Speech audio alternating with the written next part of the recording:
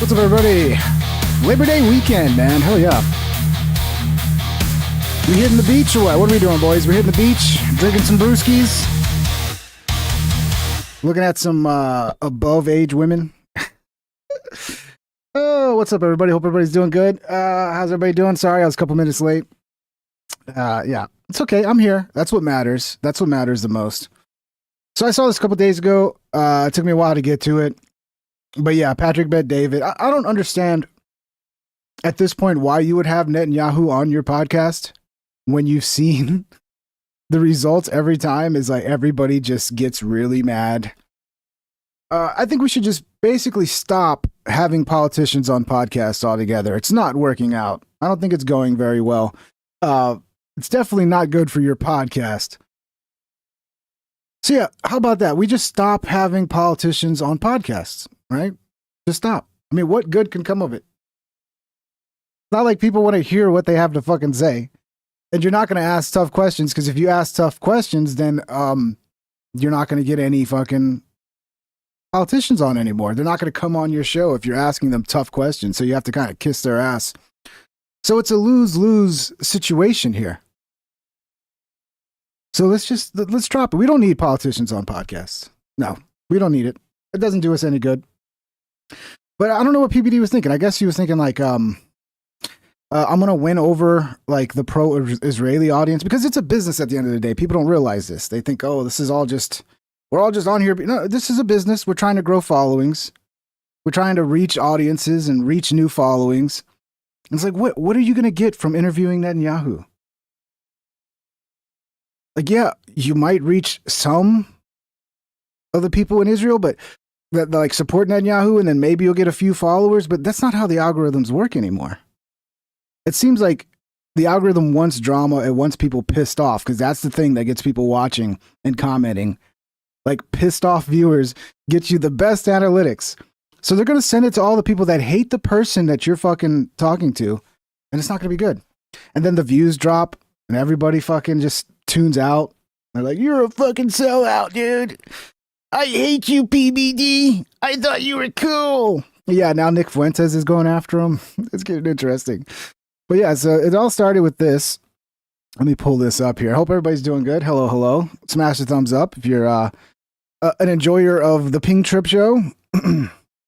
Let me see. I got to close some things that are in the way here. Here we go. So yeah, as soon as I saw this, I was like, uh-oh.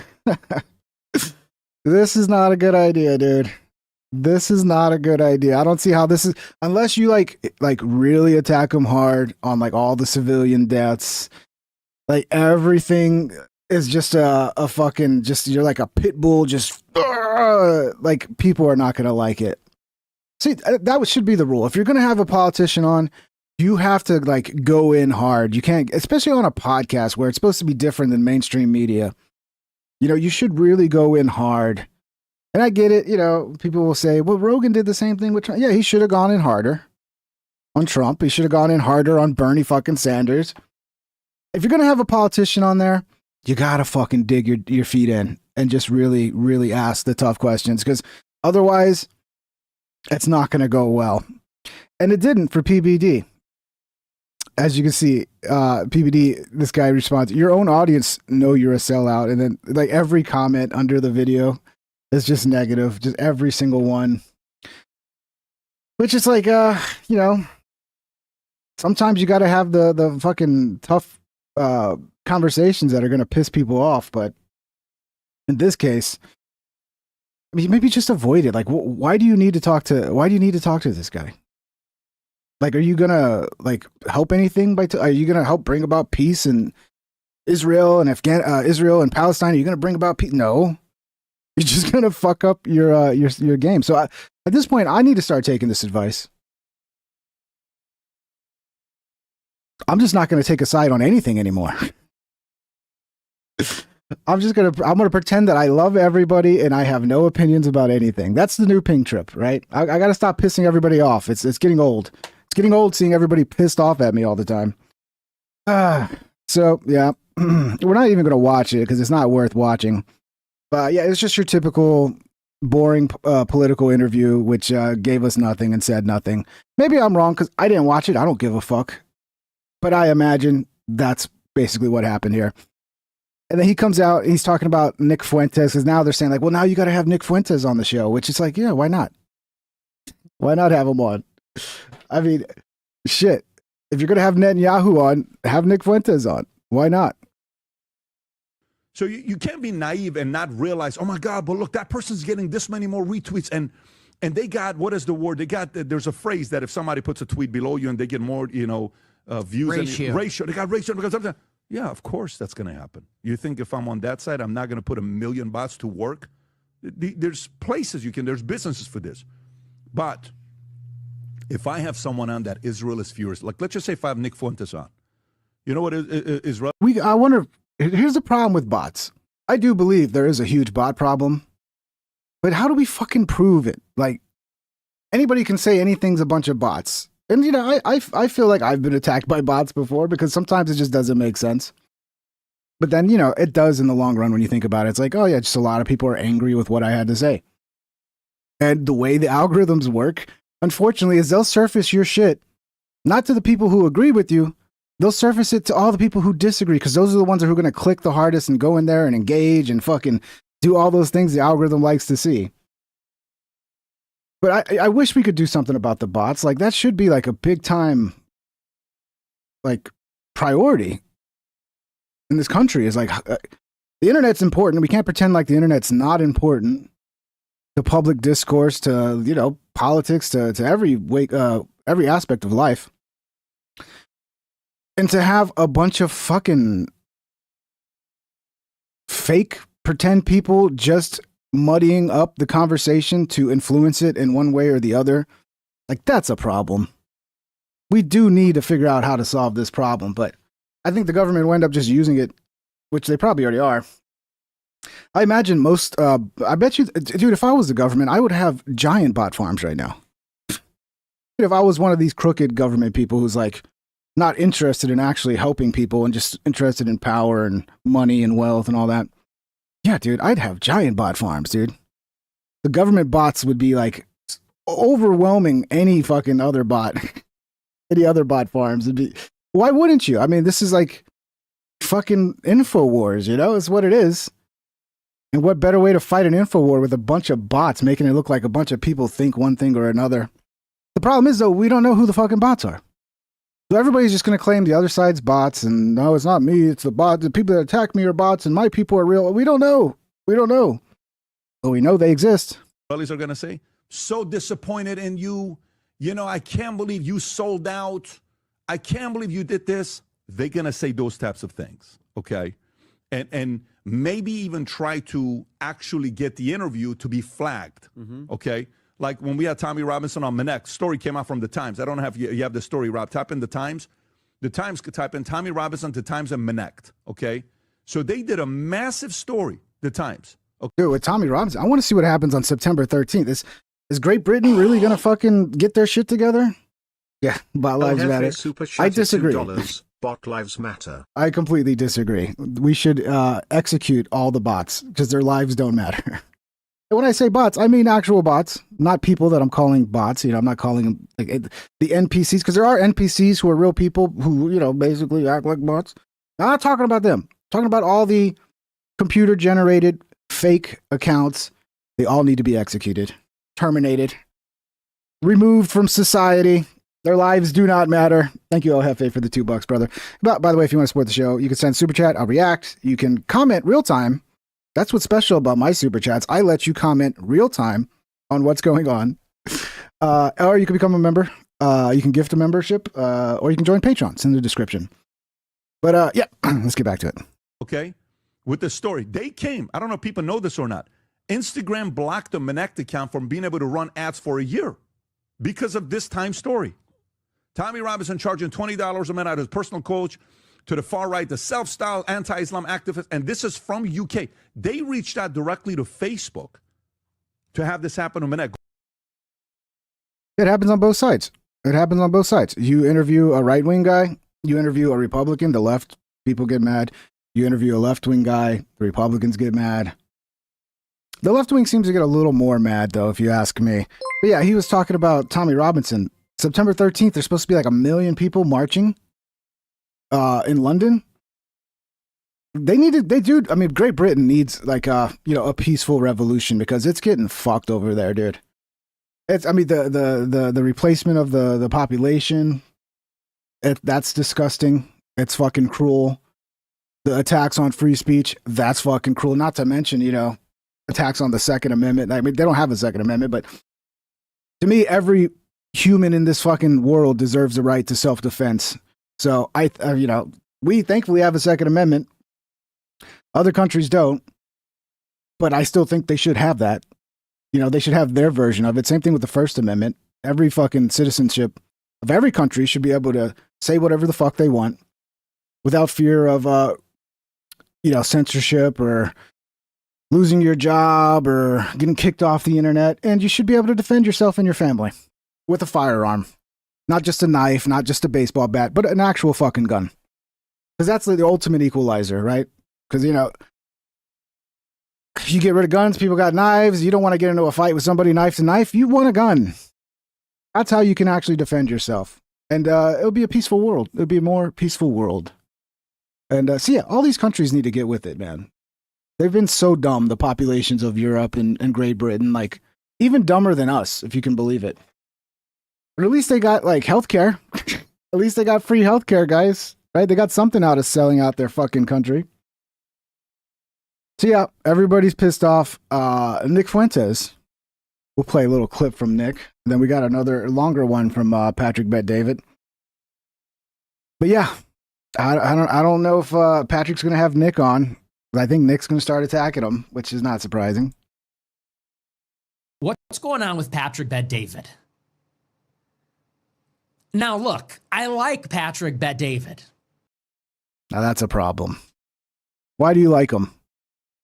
I've said his show is interesting now and then. He'll have like topics that I'm interested in. But I've never liked the guy because I've always thought the guy was a fucking shady con man. That MLM fucking pyramid scheme bullshit. But yeah, I guess you like him. I like his crew. His crew sucks. Except for the one dude's kind of okay, Vinny. He's kind of all right. But the rest of the crew sucks. I think he just wants to get on the show. That's why he's kissing their ass. Like his show. I think his show's good. I like his interviews. He talks to Andrew Tate. Very good show with Andrew Tate. Talk to Dan Bilzerian. Great show with Dan Bilzerian. Two friends of mine. They're both great. Two retards. So I think he's a patriot. I take it back, guys. I love all of them. Okay, there's no more hate coming from Pink Trip. I love everybody. Okay, there's nobody I don't like anymore. Okay. I think he loves America. Calm down. We have some disagreements, but he's a pretty conservative guy. I consider him in some ways a fellow traveler on some issues. But he's like refusing to not host me on the show. Now, it's his show. It's his prerogative. But it does constitute a refusal because people are requesting it. The fans are requesting it on my show, on his show. People want to see it. And the reason it should be said that people want to see it is because it's going to be an interesting conversation. Whatever you want to say about me, good, bad, or ugly, I don't think anyone can dispute I'm an original thinker. I have an interesting perspective, a novel perspective. I agree, Brandon. I know a lot of people talk shit about him when he had the mustache. I think the mustache was a good look. I think he looked better with the mustache. I don't know. I know a lot of people disagree. I think he looked better with the mustache. That's why people want me on their shows. I bring the views. And if you look at the comment section of any show that I've done, especially recently, people love it. I did a show with Sam Hyde, with Bradley Martin. I did a debate with Dinesh D'Souza. Those are all bots. Just kidding. Of course they're not bots. Of course not. And the comments are all positive. And even the people that disagree say, well, it was thought-provoking, to say the least. I agree. I watched his full interview on Alex. I think the first one. I think I watched two of them. And yeah, when he's on somebody else's platform, he has a much better message.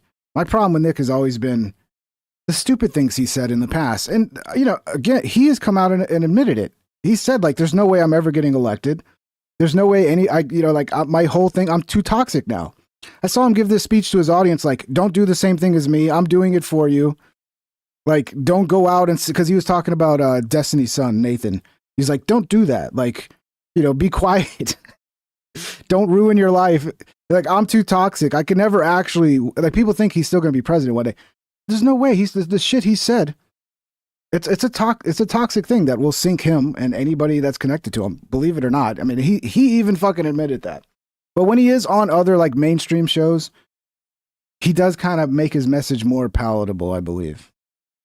So people have been asking for this collaboration for a while. People are asking me, when are you going to get on his show?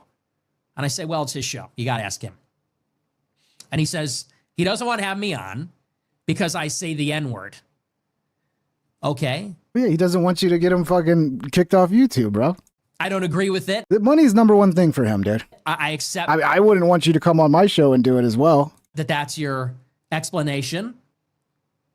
But then today he has on the Prime Minister of Israel, Bibi Netanyahu. And that's where you got to say, isn't that a double standard? And don't get me wrong, I'm not being obtuse. I'm not being deliberately obtuse. I'm trying to be objective. I'm trying to be fair. I tell it like it is. I understand that Netanyahu is a world leader.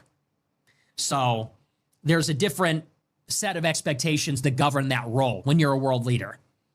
But Netanyahu is credibly accused of a genocide by the International Court of Justice, International Criminal Court. He was charged with war crimes.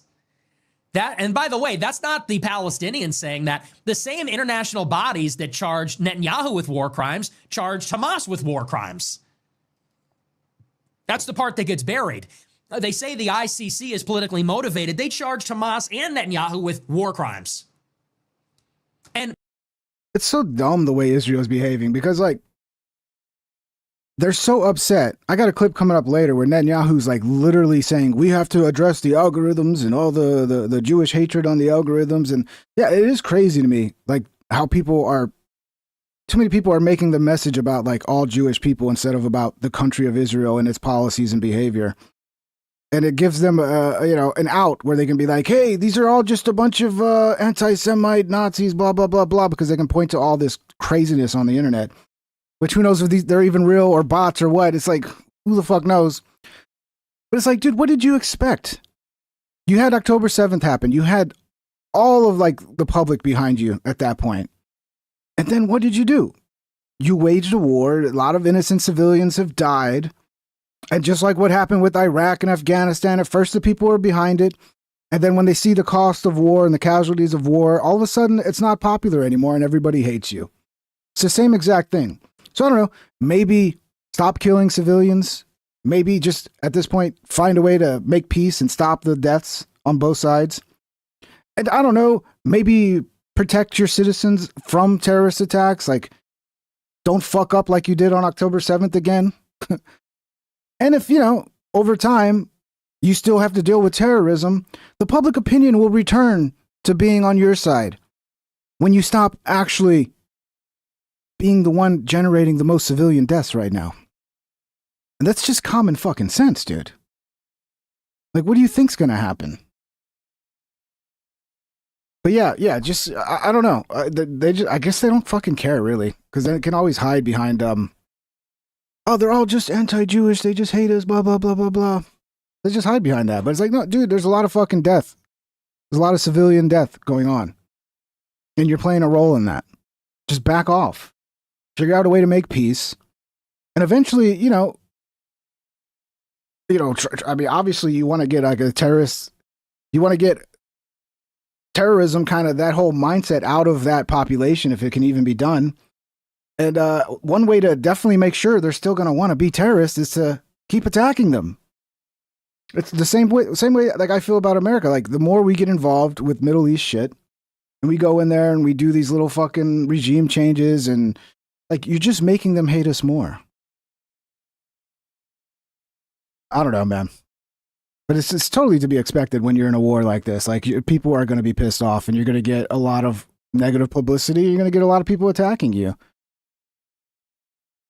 So, I don't know. Maybe end the war, find a way to make peace, try that. many European governments that are pro-Israel have recognized these rulings as legitimate.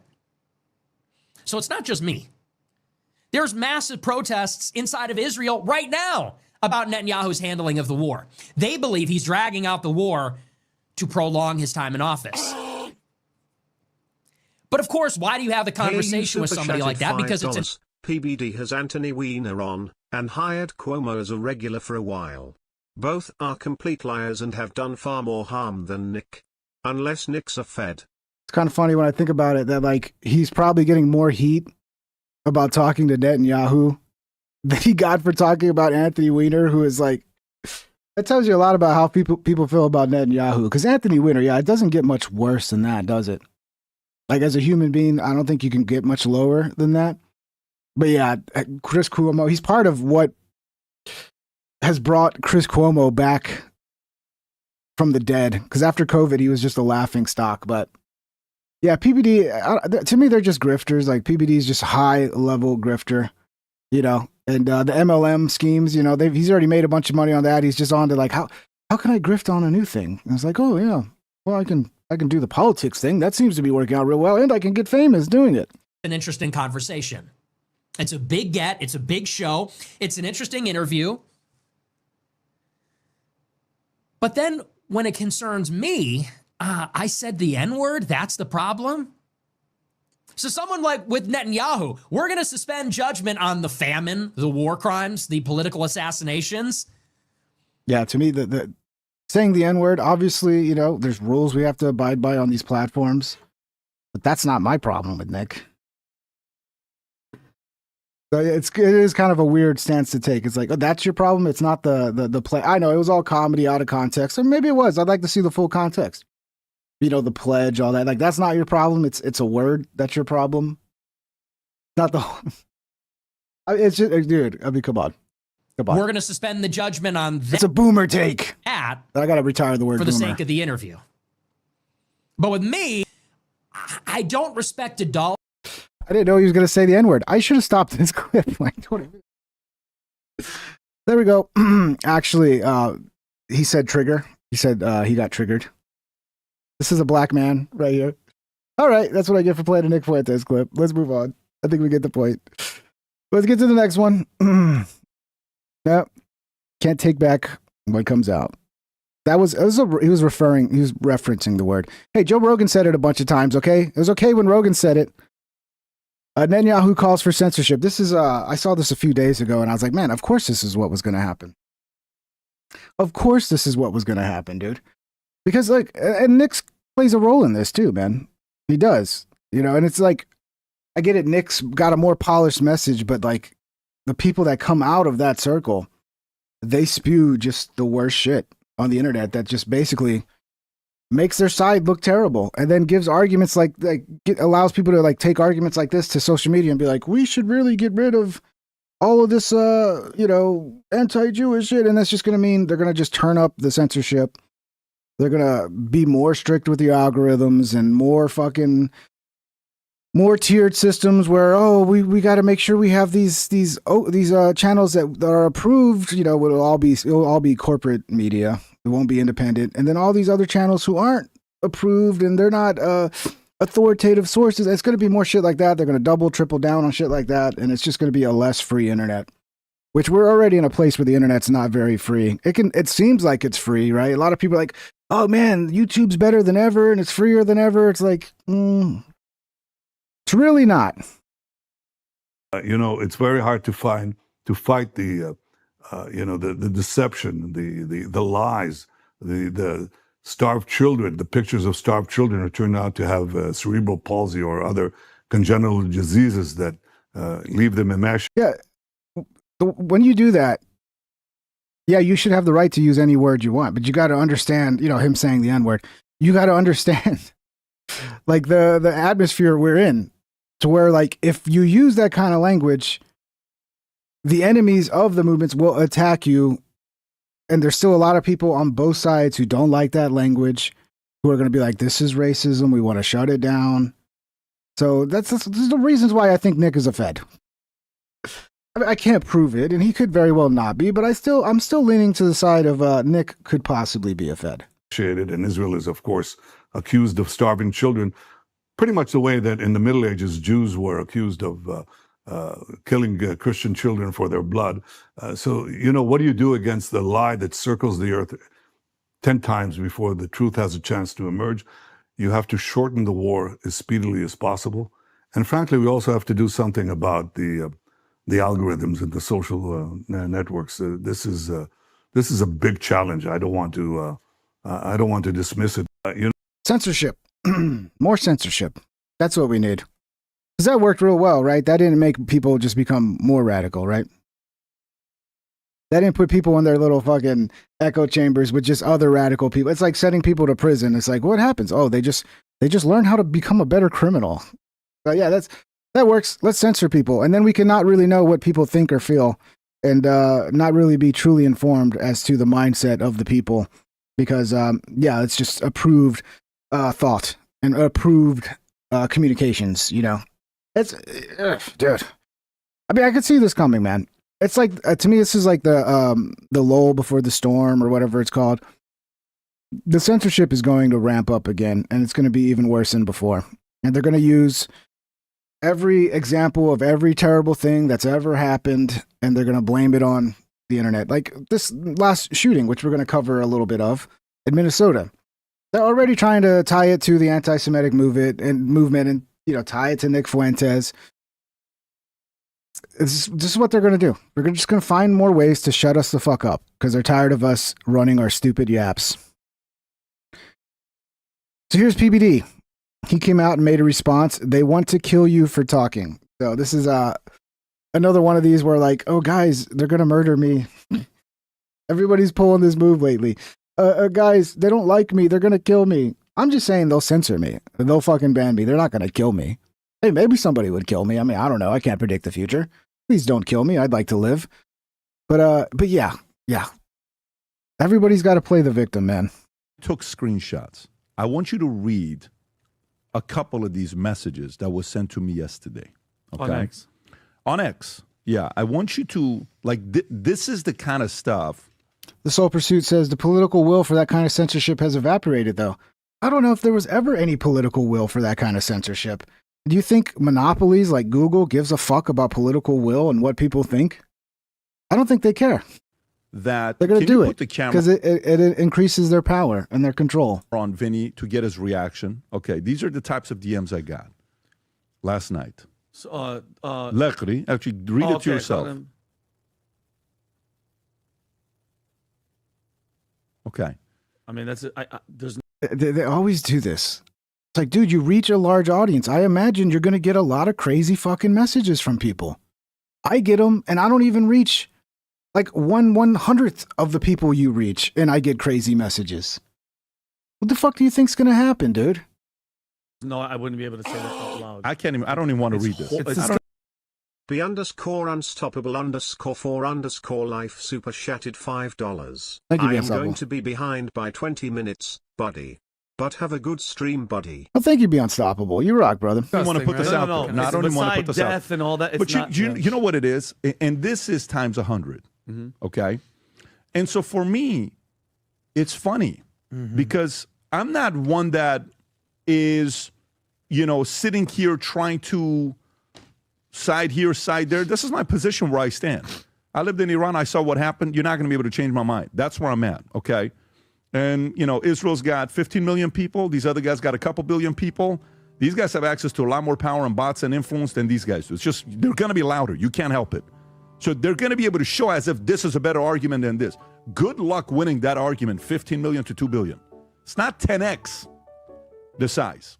It's 150x, 140x the size is a difference. They're 140 times bigger if you compare the two, okay?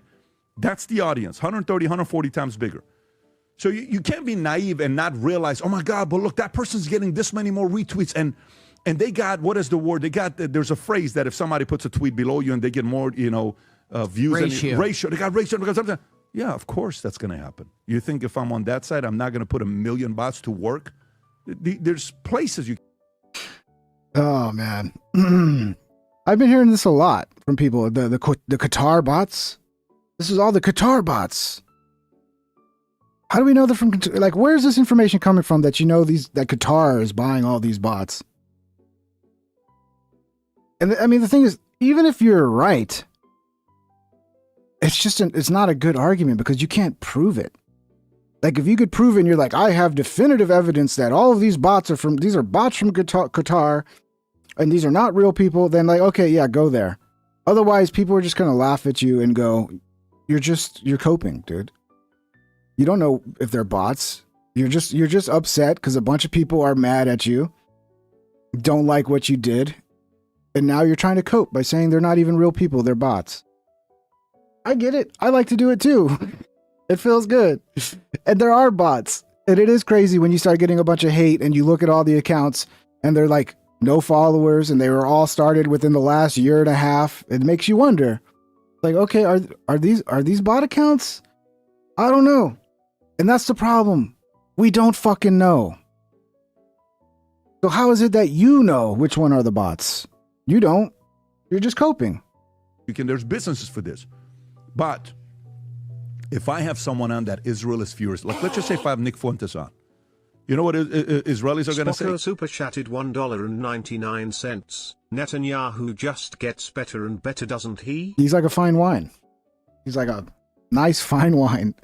Yeah, I know what they're going to say. They're going to call you an anti-Semite, and they're going to use Nick Fuentes, and they're going to make him the poster child of the anti-Semitic Jewish hatred of America, and they're going to use that as a scapegoat to like make excuses for why people are angry at him. So instead of being like, oh yeah, we're in the middle of a war and a lot of civilians are dying. No, it's Nick Fuentes. He just hates all Jew people. So it's very convenient. And one of my biggest gripes with Fuentes is like, you're not helping your side. You go too far and then you're giving ammo to the other side. And of course they're going to use it. So disappointed in you. You know, I can't believe you sold out. I can't believe you did this. They're going to say those types of things, okay? And maybe even try to actually get the interview to be flagged, okay? Like when we had Tommy Robinson on Manek, story came out from the Times. I don't know if you have the story, Rob. Type in the Times. The Times could type in Tommy Robinson to Times and Manek, okay? So they did a We played a little bit of this, but this is the longer version, so we're just going to, we'll get through this. And then we're going to get to the demon-possessed trans shooter in Minnesota. We're going to get into the Cracker Barrel rebrand and some stuff on Rogan. We got a lot of stuff for today. A lot of stuff to catch up on. massive story, the Times, okay? With the story. They came, I don't know if people know this or not, Instagram blocked the Manek account from being able to run ads for a year because of this Times story. Tommy Robinson charging $20 a minute out of his personal coach to the far right, the self-styled anti-Islam activist, and this is from UK. They reached out directly to Facebook to have this happen to Manek. Go a little bit low, Rob, if you can go through it. Now, obviously, our lawyers reached out. Everything's getting squared away. But if you go a little bit lower, the attacks they put, they created a fake account on Manek to ask him questions and videos. And if you watch every single one of the videos, there is nothing that he says that's anything major. Our lawyers watch it. Everybody watch it. Go all the way down, and he talks about me and Patrick Bet-David, the founder of Manek, and he's doing this. They're sharing all the Maneks publicly, right? Okay. So the UK woke audience wants to get you canceled, okay? Then you got Israel. Those, they may want to get you canceled, but when you say anything that you have Netanyahu on, they want to kill you. They're gonna murder him, guys. The Cat Boy gang. _4_life super chatted $5. Don't hate me, but I am going to the PBD Vault conference in September. Did he get rich in a business that a lot of people hate? Yay. Yeah, just watch your wallet when you're there, bro. Don't. I don't even know how much you spent, but look, maybe there's something to learn. But I'd say just maybe keep your wallet on like a chain, like a really strong chain, just to be safe. But I can never hate you, bro. You know that. So just like, we're going to find you in the streets and see what we're going to do to you. Who the hell talks like that? Who talks like that? Who you think a 22-year-old kid learned how to talk like that? Or you think his parents talk like that? You think the guy's father talks like that? Who talks like that at the church? You don't talk like that to somebody. But that's the common thing. So last time when everything's done, we're talking about it. I'm asking you guys, here's what I want to do tonight. I went on Twitter, Rob, if you can go on Twitter, and this is what I did. I said the following. This is my style, guys. I said, I'm officially done for the day. Kids are asleep. Tico went to sleep. We're having a great conversation together. I said, ask me any respectful questions about today's interview with PM Netanyahu. I'll answer any questions for the next 30 minutes. Fire away. I want about an hour. Let's go through some. _4_life super chatted $5. I appreciate his willingness to talk to various different people even if they don't end the way you want them to. Yeah, he does talk to everybody. I got it. But yeah, Netanyahu is like somebody, you know, it'd be like interviewing George Bush during the Iraq War and not hitting him with tough questions. I mean, people get mad about that. And that's what they did with Bush. He would just go on Fox News and everybody would just suck his dick. You know, people want to see these politicians actually answer the tough questions. So at this point, like, you really shouldn't be interviewing like politicians at all. If you're just going to give them softball interviews, just let them go on CNN for that. Let them go on ABC for that. You know, they already get that from the mainstream media. So I get why people would be upset. You know, maybe are they maybe a little too upset? Of course, they always are. People always overreact. Some of the questions, Rob, if you can show the bottom. So how much did they pay you directly or indirectly? Zero, not offered, no received. We haven't taken any sponsorship money for 2 years. That's right. Both sides like to make claims that influencers get money from Qatar or Mossad. Just argue the ideas and don't be lazy to assume money is related. It's money related. Go to the next one. Patrick, respect for taking a direct time. Gut level questions. You've grilled CEOs for one bad quarter. Netanyahu has had 3 decades of quarters, which any surprises, fresh body counts. Rob, can you please press show more? Fix. So here's the scale peeler. If a future leak shows the IDF had hard real-time drone footage, 347 October 7, and still waited 6 hours to scramble, will you book the PM again, look him dead in the eye, and make this recite timestamps? Dead serious, no gotcha tone. You gave me him stage. I'm asking if you'll hold the stage. Okay, here's what I said. That was a question that I wanted to ask, but Trigger Pod did a good job asking it a week ago, so I didn't see a point in asking the same question twice. Thanks for being respectful. Great, next. So he basically did a ask me anything afterwards to try to calm down the firestorm. Why do you think all the people who tout just ask questions are trying to cancel you for literally conducting an interview and asking questions? I think X isn't for everyone. I don't blame people for getting emotional whenever an interview is done with Prime Minister Bibi, but I prefer a respectful exchange like the one we're having so far. Yeah, because people hate him, dude. Because people fucking hate him. People that believe there's a genocide going on. And then he's going around talking about how we need to fucking censor more people. Like, I mean, he's pretty fucking terrible. And to be honest, a lot of Israelis, a lot of Jews fucking hate Netanyahu.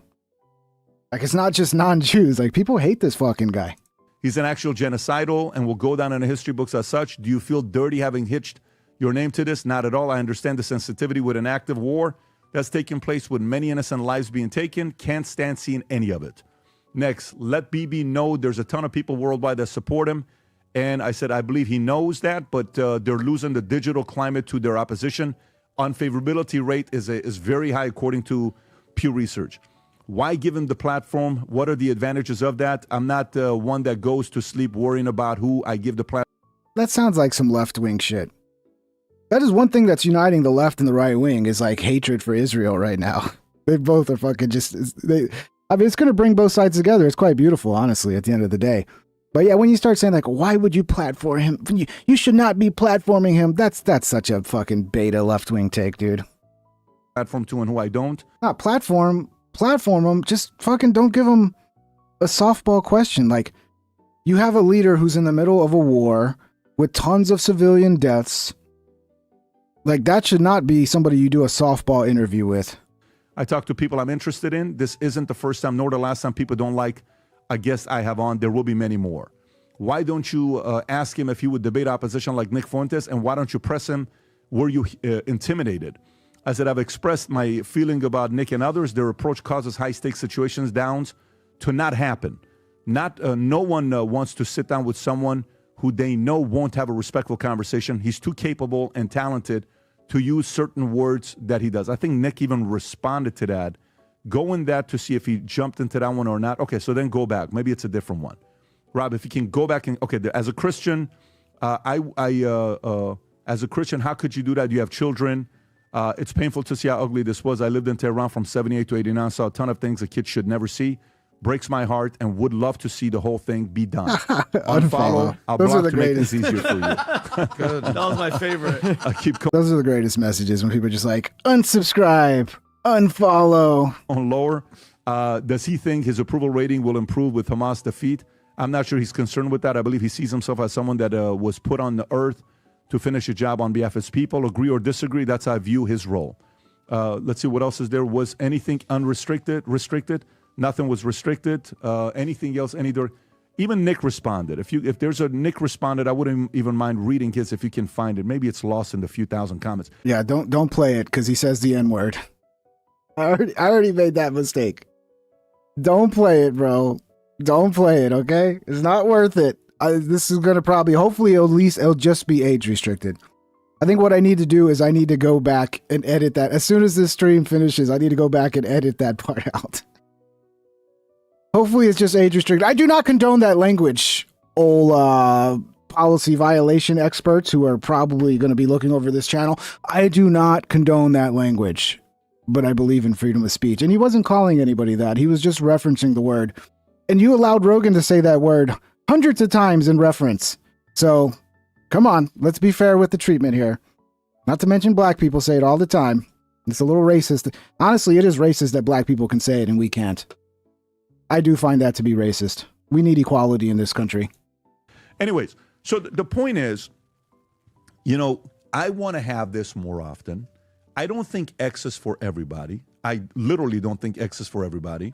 I think X is a place where a lot of people get, let's see right there. Okay, so here we go. You platform Tate and use the same kind of language. Anyone who has seen my interviews knows I'm cordial and respectful, including on your own network with Adam. It's your prerogative, but I don't think anyone is buying this excuse. And Nick, great to see you here. Tate is half black, half white. His father is black. I believe you're white and Hispanic. He's talking about the N-word. Yeah. I may be wrong. Don't we all come from Africa? Isn't that true that we all come from Africa? So what does it matter the percentage? We all have some of it, right? Like we're all part black. If we all come from Africa, we're all part black. So yeah, we should all be able to say the N-word. By the way, you are cordial in interviews. Adam actually said that. However, you do get carried away post-interview at times when you react. And then is there a follow-up there? Is that it? We can't see some super Hey, chats. you super chatted $2. You know PBD pays a lot of his big guests, right? People think that, but a lot of times they don't actually pay their guests. That's usually like maybe he does, but I mean, why would you pay your guests? That's not a good business model. Like the idea is that your guests are going to get to reach an audience. Like the payment is in actually being on the show. Ooh, there's another one here I think that didn't play. Oop. See if it plays. There we go. I think he's talking about you, Unstoppable. You can't talk that way about Unstoppable. They dude super chatting saying he's going to that PBD event is special ed. He's a very smart guy. He just, some people don't believe that the insurance scheme, the MLM scheme he was running was actually shady. And I disagree. But I will not take any slanderous comments towards Mr. Unstoppable, okay? He's a very, very supportive member of the show. And we don't all agree on everything. That doesn't make us special ed. But thank you for the super chat. I think I caught up with him. Maybe that's it. No, okay, seems like the goalpost is moving. Now the issue is that I'm using the N-word and my reaction. Not necessarily. I actually wouldn't mind sitting down and having a conversation with him. I'm just telling... from Nick. Yeah, what I'm saying to him is he's capable. He's able to improve these words. He doesn't need to do it. He would be able to put himself in platforms to debate. This approach doesn't allow you to be wider. It gets you on the smaller, younger guys. But if you want wider, some things need to change in words. What's the chances of a couple of those guys sitting in front? By the way, even when I sat down with Thomas Russo, how respectful was that guy the way he spoke? Rob, how would you put him in the level of the way he spoke? And you think I sit there and I support the Patriot Front? No. But the guy spoke in a very interesting, respectful way. We had a great conversation together. I'm very comfortable talking to anybody. I grew up in the streets. I'm not uncomfortable with it. But for those who enjoyed it, awesome. For those who didn't and would never want to follow up seeing the interview, there's a few things that BB said that he's never said before. One, when asked about Hey, you super chatted $2. Yeah, PBD has he's got said a lot of himself money, that so he pays some guests. he's got a lot of money, so I guess that's why he does it, because he's got so much fucking money. But yeah, it's not a good strategy. You know, the only times I've ever been offered to be paid to be on a show, there were scams. People were trying to scam me. Like I've had there's a scam people do where they email people and they're like, hey, you want to come on? Like I think one time it was the Fresh and Fit show. And they're like, yeah, come on, we'll pay you $3,500 for your appearance and blah, blah, blah, blah. And as soon as I heard they were going to pay me to go on, I was like, this is a scam. But yeah, I mean, maybe he's got so much money and he just really wants the bigger guests that he's willing to pay them.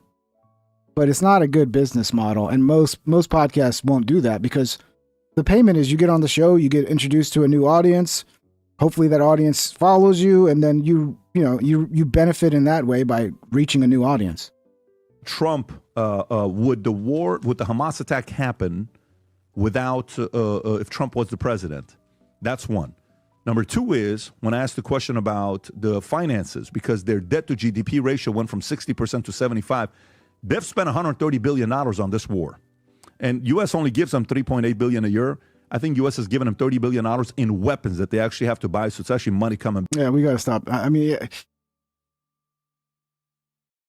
Ukraine, Israel, every fucking where, we got to stop pumping all these. Like, let them fight it out. We don't have to be everybody's arms dealer, dude. It's not a good look. Like, oh, but all the money we make, and fuck those people. Fuck the arms dealers. Fuck the missile sellers. Fuck all of them, dude. Stop.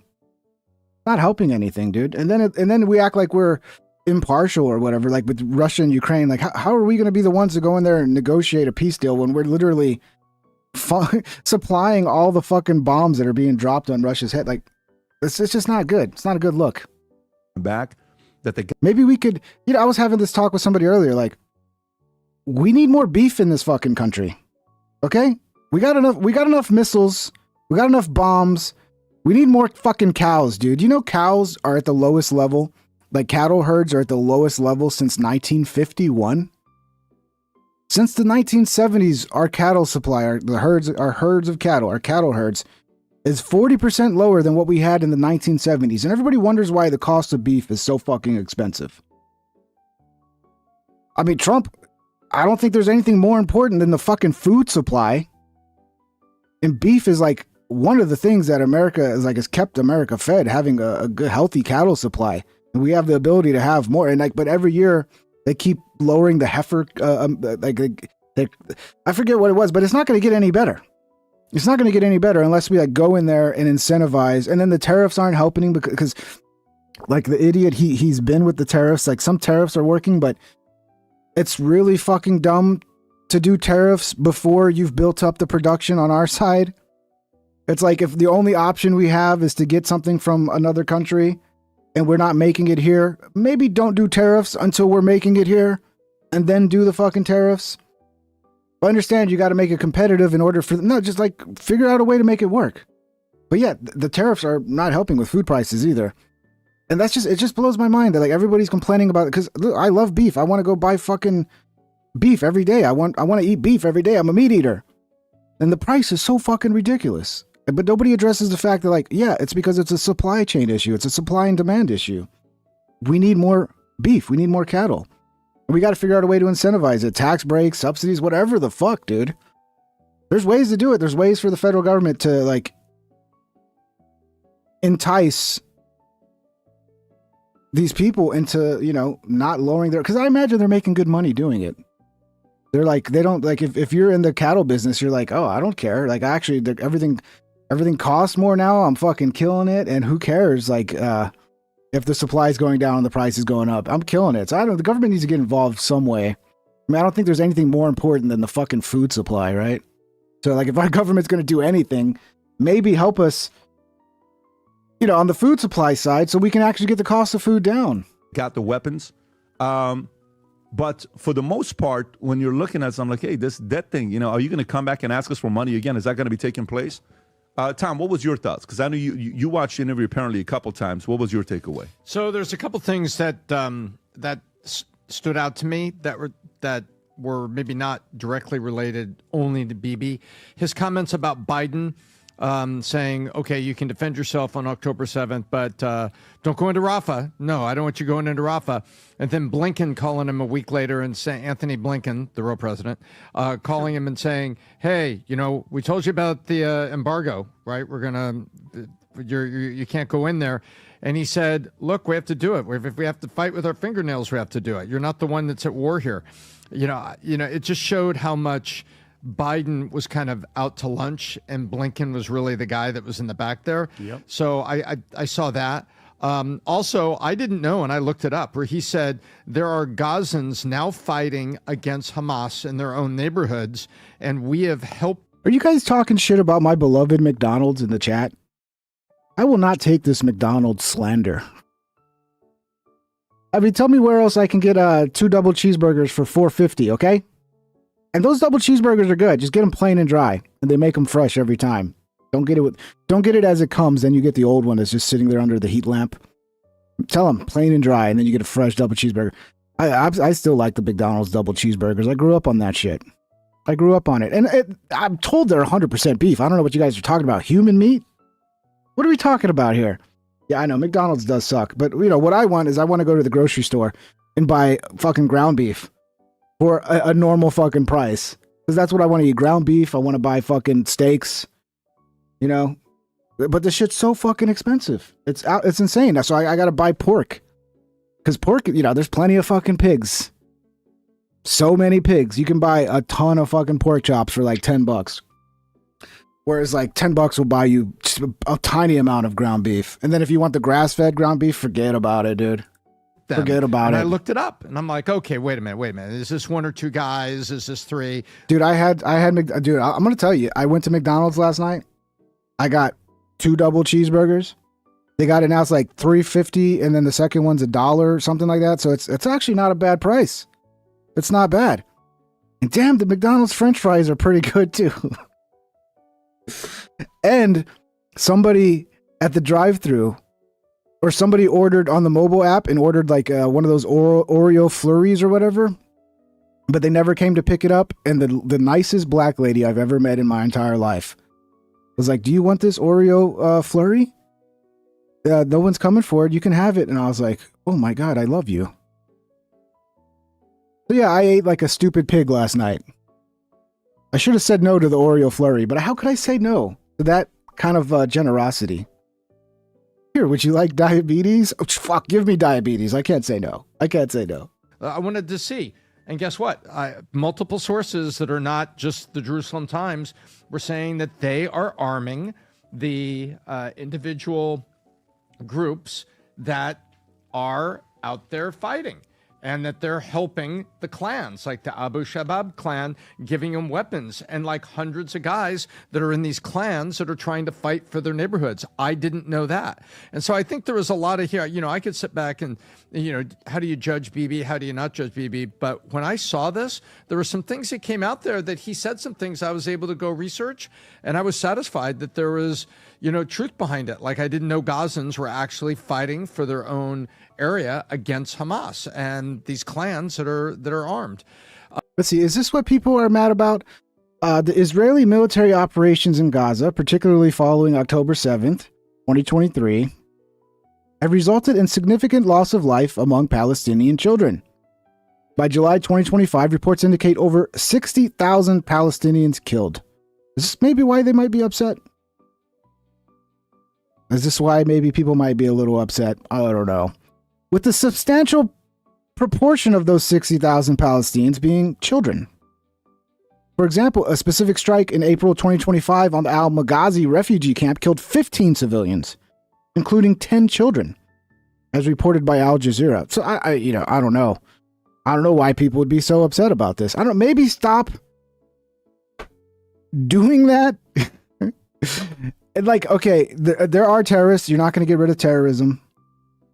But if you don't want people to fucking hate you, maybe respond better. Like, you think that's going to solve terrorism? Or is that going to create more terrorism? I don't know. If you ask me, that's going to create more terrorism. But I don't know. Maybe that's the point. Maybe that's the point. I don't know. Overall, I thought he was pleasant. I thought he was direct. I thought is it all propaganda? I've said it before. I don't know what's real. I don't know what's real. I got to take the word for it. But that's what each side says about the other side. Every side, like, okay, the example of like the food aid. Okay, Israel says they're bringing all this food aid, but then the Hamas terrorists steal it and like actually kill civilians trying to take it. Then Hamas says, no, actually Israel kills people trying to get. So, I mean, who's telling the truth? Who am I supposed to believe?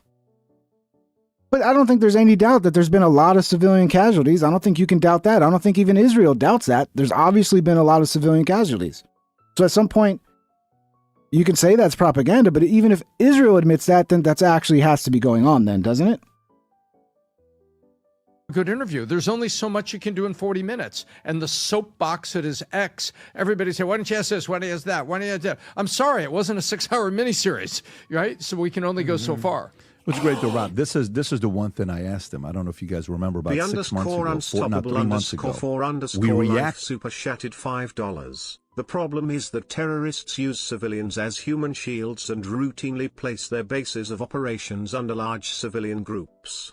Yeah, so don't play right into their hands and then just start killing those civilian groups that they're, because then you're playing right into their hands. And now they can go, oh, look at all these civilians Israel just killed. So maybe don't be that dumb that you play right into the enemy's hands. You know? A lot of times, like shit like this, like if they want to do this, then they should be prepared for the absolute fucking shit show that results from it, of people just really being angry with you. And stop crying about it. Because if that's what you want to do, you want to take that route and like, okay, there's no choice but some civilians are going to have to die. There's no other way to do it. Okay, well then expect the massive outcry from the public over it. And stop being a little bitch when it happens. Acted to this clip, and I wonder what he was going to say. Remember when Trump's like, yeah, we're probably just going to take over Gaza ourselves and we're going to do this? So watch this reaction. Go ahead, Rob. He welcomed And us. certainly with your enemies. I want to show you this clip. This is a clip of you and the president. You guys are standing right next to each other, and you give a look that you almost didn't know he was going to say this. And this is just personally for myself. I don't know, Diggy Dog. He says, yeah, but how do you root out the terrorists? That's a good question. I don't know. Well, but obviously blowing up civilians and playing right into their hands is not going to do it. In a situation like that, you kind of need the population to uprise against that situation. Okay? You need that population. And when you are attacking that population and hurting the civilians, what are they going to do? Are they going to go side with the foreign country who's dropping bombs on their head, or are they going to side with Hamas? See, I understand it's ugly, but that doesn't mean like it makes it right to have a bunch of civilian casualties. Doesn't make it right. I'm curious, did you know the president was going to be saying this? Go ahead and play the clip, Rob. As far as Gaza is concerned, we'll do what is necessary. If it's necessary, we'll do that. We're going to take over that piece, and we're going to develop it, create thousands and thousands of jobs. And Beautiful it'll jobs. be something that the entire Middle East can be very proud of. But everybody feels that continuing the same process that's gone on forever, over and over again, and then it starts, and then the killing starts, and all of the other problems start, and you end up in the same place, and we don't want to see that happen. So by the United States, with its stability and strength, owning it, especially the strength that we're developing and developed over the last fairly short period of time, I would say really since the election, I think we'll be a keeper of something that is very, very strong, very powerful, and very, very good for the area, not just for Israel, for the entire Middle East. Very important. And we'll, again, have thousands of jobs. Can you pause it? You gave a look where you weren't expecting the president to say that, as if it's going to be our land. Were you surprised by what the president said here? No, actually I wasn't, but I can tell you that he said something else there. He said, and that it surprised the world, and I thought, again, he cut to the chase. He said, why are Gazans locked in this area, which is just used as a base for attack against Israel for its destruction?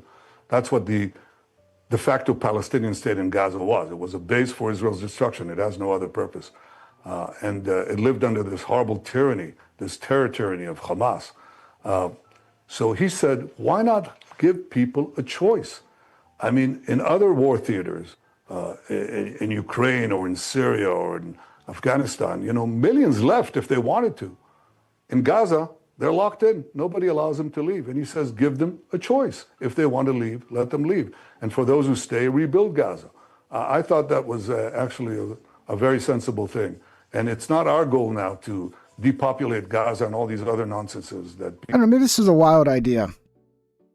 But maybe instead of attacking them, maybe if you would have offered them like better options and been helpful to the population, maybe life super chatted $5. they turn on their to the terrorists. Nice to John.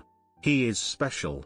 John 2028. Yeah, be unstoppable. Yeah, everybody thinks John's a bot. It's annoying how this happens every day pretty much. New people come in, they don't know who John is, and then they think he's a bot, and it's like, no, John has a hard time communicating. He has severe autism, and he has a hard time communicating. So, you know, a lot of his messages can seem over the top when he gets upset because he doesn't know how to properly communicate like the rest of us. So I don't know if he's using AI to communicate or what.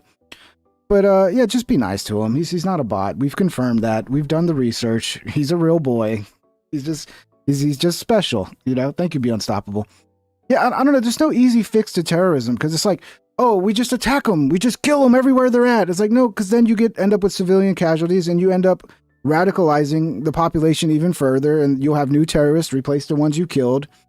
So, you know, either you just maybe get out of their business and you win the hearts and minds game of like making them not see you as the bad guy, like, you know, make their lives better in some way or just get out of their lives. And then the only bad guy in their life at that point is Hamas. And then maybe they'll rise up and actually be like, we need to stop fucking electing these people, et cetera, et cetera. But I know, but other people say, but they're dirty terrorists and they hate us and they want us to die and they don't want us to exist and blah, blah, blah. So there's no way to work with them. I don't know. At the end of the day, I've always really felt like, look, I don't like it. There's a lot of wars I don't like. I don't like the Russia-Ukraine shit as well. And what I really don't like is when we get involved in it as America. That's what I don't like. It should be basically like our only involvement is, hey, you want us to help with peace talks? Let us know if you want to sit down and have peace talks. Otherwise, you know, peace out. We'll be dealing with the myriad of fucking issues we have in this country that are being ignored. Yeah, so I don't know. It's not really, I just don't really care at the end of the day. Sorry, I had some shit crash. I had to reload. people say. Our goal is to... I mean, if everything was fine and dandy and we were fucking doing amazing and, you know, we had plenty of beef, I'm telling you, this world would be so much better if we just had the beef, the amount of beef we had 20 years ago. You know? The fact that we don't have the amount of beef we had 20 years ago is a big fucking problem. And that's I care more about that, okay? Free guys. I want cheap fucking beef, all right? I want to make some ground beef, some crispy tacos, and I want to make it every day and not go bankrupt, okay? Free it from Hamas. Free it from Hamas tyranny and terror. And you know, we now have Gazans. I'll bet you don't know this, Patrick. We now have Gazans fighting Hamas. And they say, thank God you're here. They didn't dare do that until the final stages of this. They're joining up with Israel. Gaza Kanaka wants over Gaza. Invest. That's a good thing. It's not a bad thing. So you would be okay if America takes over Gaza and it becomes something that we control. You'd be okay with that? Yeah, but it's an American choice. You know, I don't want to get into that. But you would be okay with that. So even if America chooses, look, I'd be okay with any governance that civilian governance in Gaza that doesn't teach its children to annihilate Israel, doesn't pay terrorists. That's what not the Hamas do only. It's what the Palestinian Authority, the other side of the Palestinian people does. They pay terrorists. The more Jews they kill, the more they pay them, and doesn't launch terrorists. Right there. So that was interesting. So Vinny, can you visualize a day where Gaza is a U.S. territory? No, because in order for it to be a U.S. territory, we'd have to take over the fucking war effort. Because they're not going to just, the terrorists aren't just going to give up because we show up. So no, we should just not be involved and just be like, hey, we'd really like to see peace. What can we do to help to stop this without, actually giving you weapons of, and support for the war? Like, we just want peace. What can we do to make that happen? I don't know, man. I don't see us getting any further involved. I don't see how that's going to help anything. It just becomes our fucking problem. Do you see that happening? With Trump, I think anything's possible, honestly. Because like he said, okay, because my thing is this. And by the way, today, and I told Adam, I had to get another key fixed, not fixed, but another key made for my truck. And the guy came out and he had a Star of David. I'm like, hey, he's like, what do you do here? What do you guys? And I'm like, valuetainment. He goes, and I showed him, I go, dude, we just interviewed Bibi Netanyahu yesterday. And he's like, what?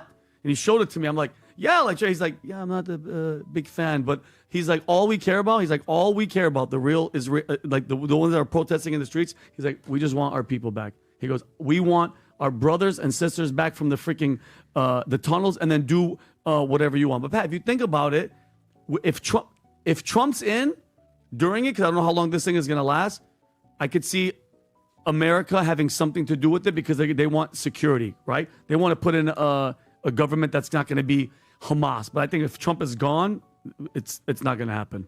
I don't think that they would do it. I just want to know from Patrick Bet David, how does it feel to know that you've interviewed Hitler twice? You've interviewed Trump and Benjamin Netanyahu.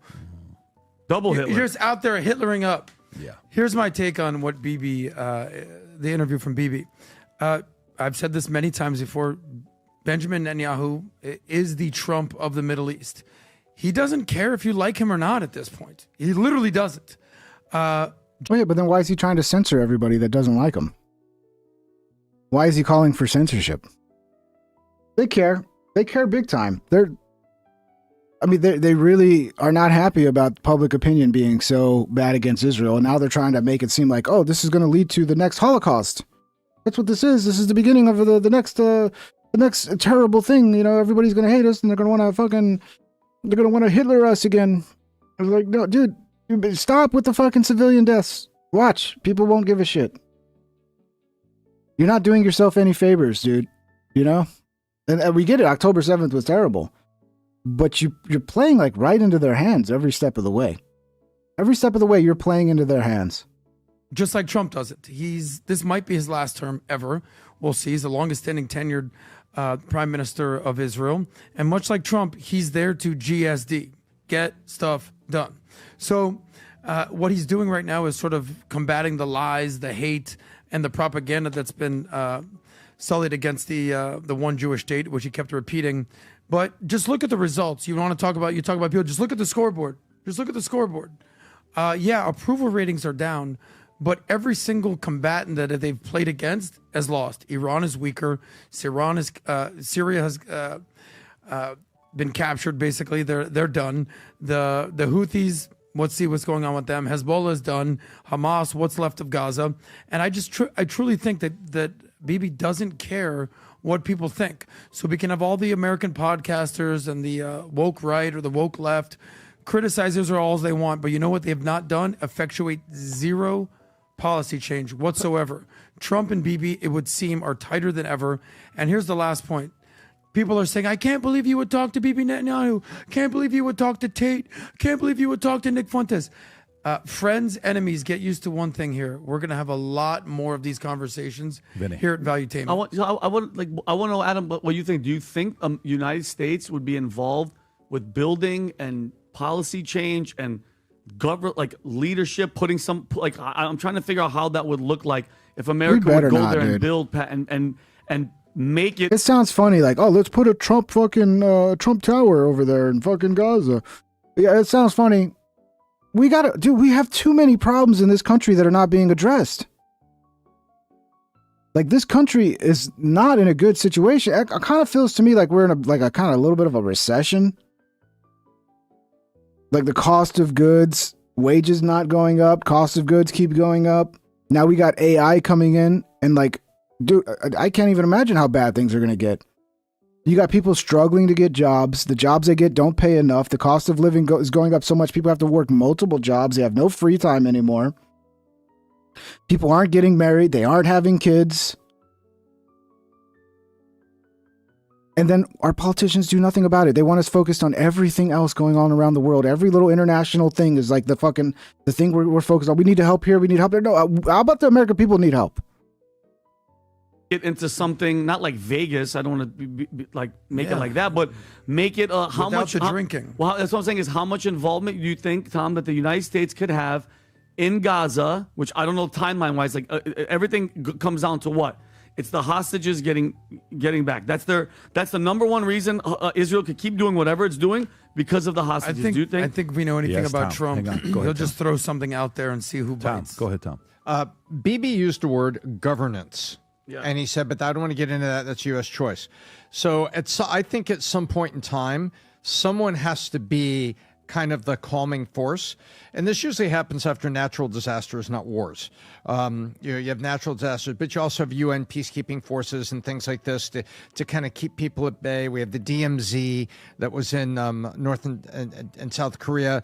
And so the U.S. only has so many territories, and they're island territories that we usually ended up kind of assisting economically. U.S. Virgin Islands, St. Thomas, St. John's, St. Croix. You got Guam, Puerto Rico. You got a few of these places. Samoa, and the one everybody forgets about. Which Are they actually arguing for us going in there and taking over Gaza? Are they actually arguing for that? Or am I not hearing them right? There's the Mariana Islands up there by the Marianas Trench in the Pacific. But those are all things that we did at certain times, kind of helping them out. It wasn't like this kind of a fracas going on. But I could see the U.S. with Trump saying, look, we're going to make investment, but we're also going to put some things in place here to be something of a peacekeeping force. If you can't determine it yourself. Please no. And there is Please precedent no. in the Middle East, Egypt, and Israel came together on the Sinai Peninsula after, Egypt attacked, and then Israel pushed them all the way back and further into their land. And so they did come up with a way to kind of create this demilitarized zone. And I think when Bibi says governance, I think he's welcoming the opportunity of someone like a Trump that says, hey, we'll play a governance role, like get the peace and help get this thing on its feet. But I don't see us governing. Colt, see, I don't think it was 2 weeks ago. I think that was a long time ago, Trump's early administration. And I was like, yeah, maybe we can go in there. But I've obviously changed how I feel about that now. I mean, it doesn't seem like there's any good that can come out of that. If you're talking about like us going in there and taking over the Gaza Strip, like, yeah, there was a point where I was like, that is kind of interesting. Maybe we could, but like, no, that was early on when I was actually feeling good about the Trump administration and thought like we were going to get fucking Doge and we're going to get all this other shit. And we're not getting anything. Nothing's really being addressed in any meaningful way. And none of these wars are being stopped. So yeah, no, I changed my mind. You know who I would want to talk outside of Bibi.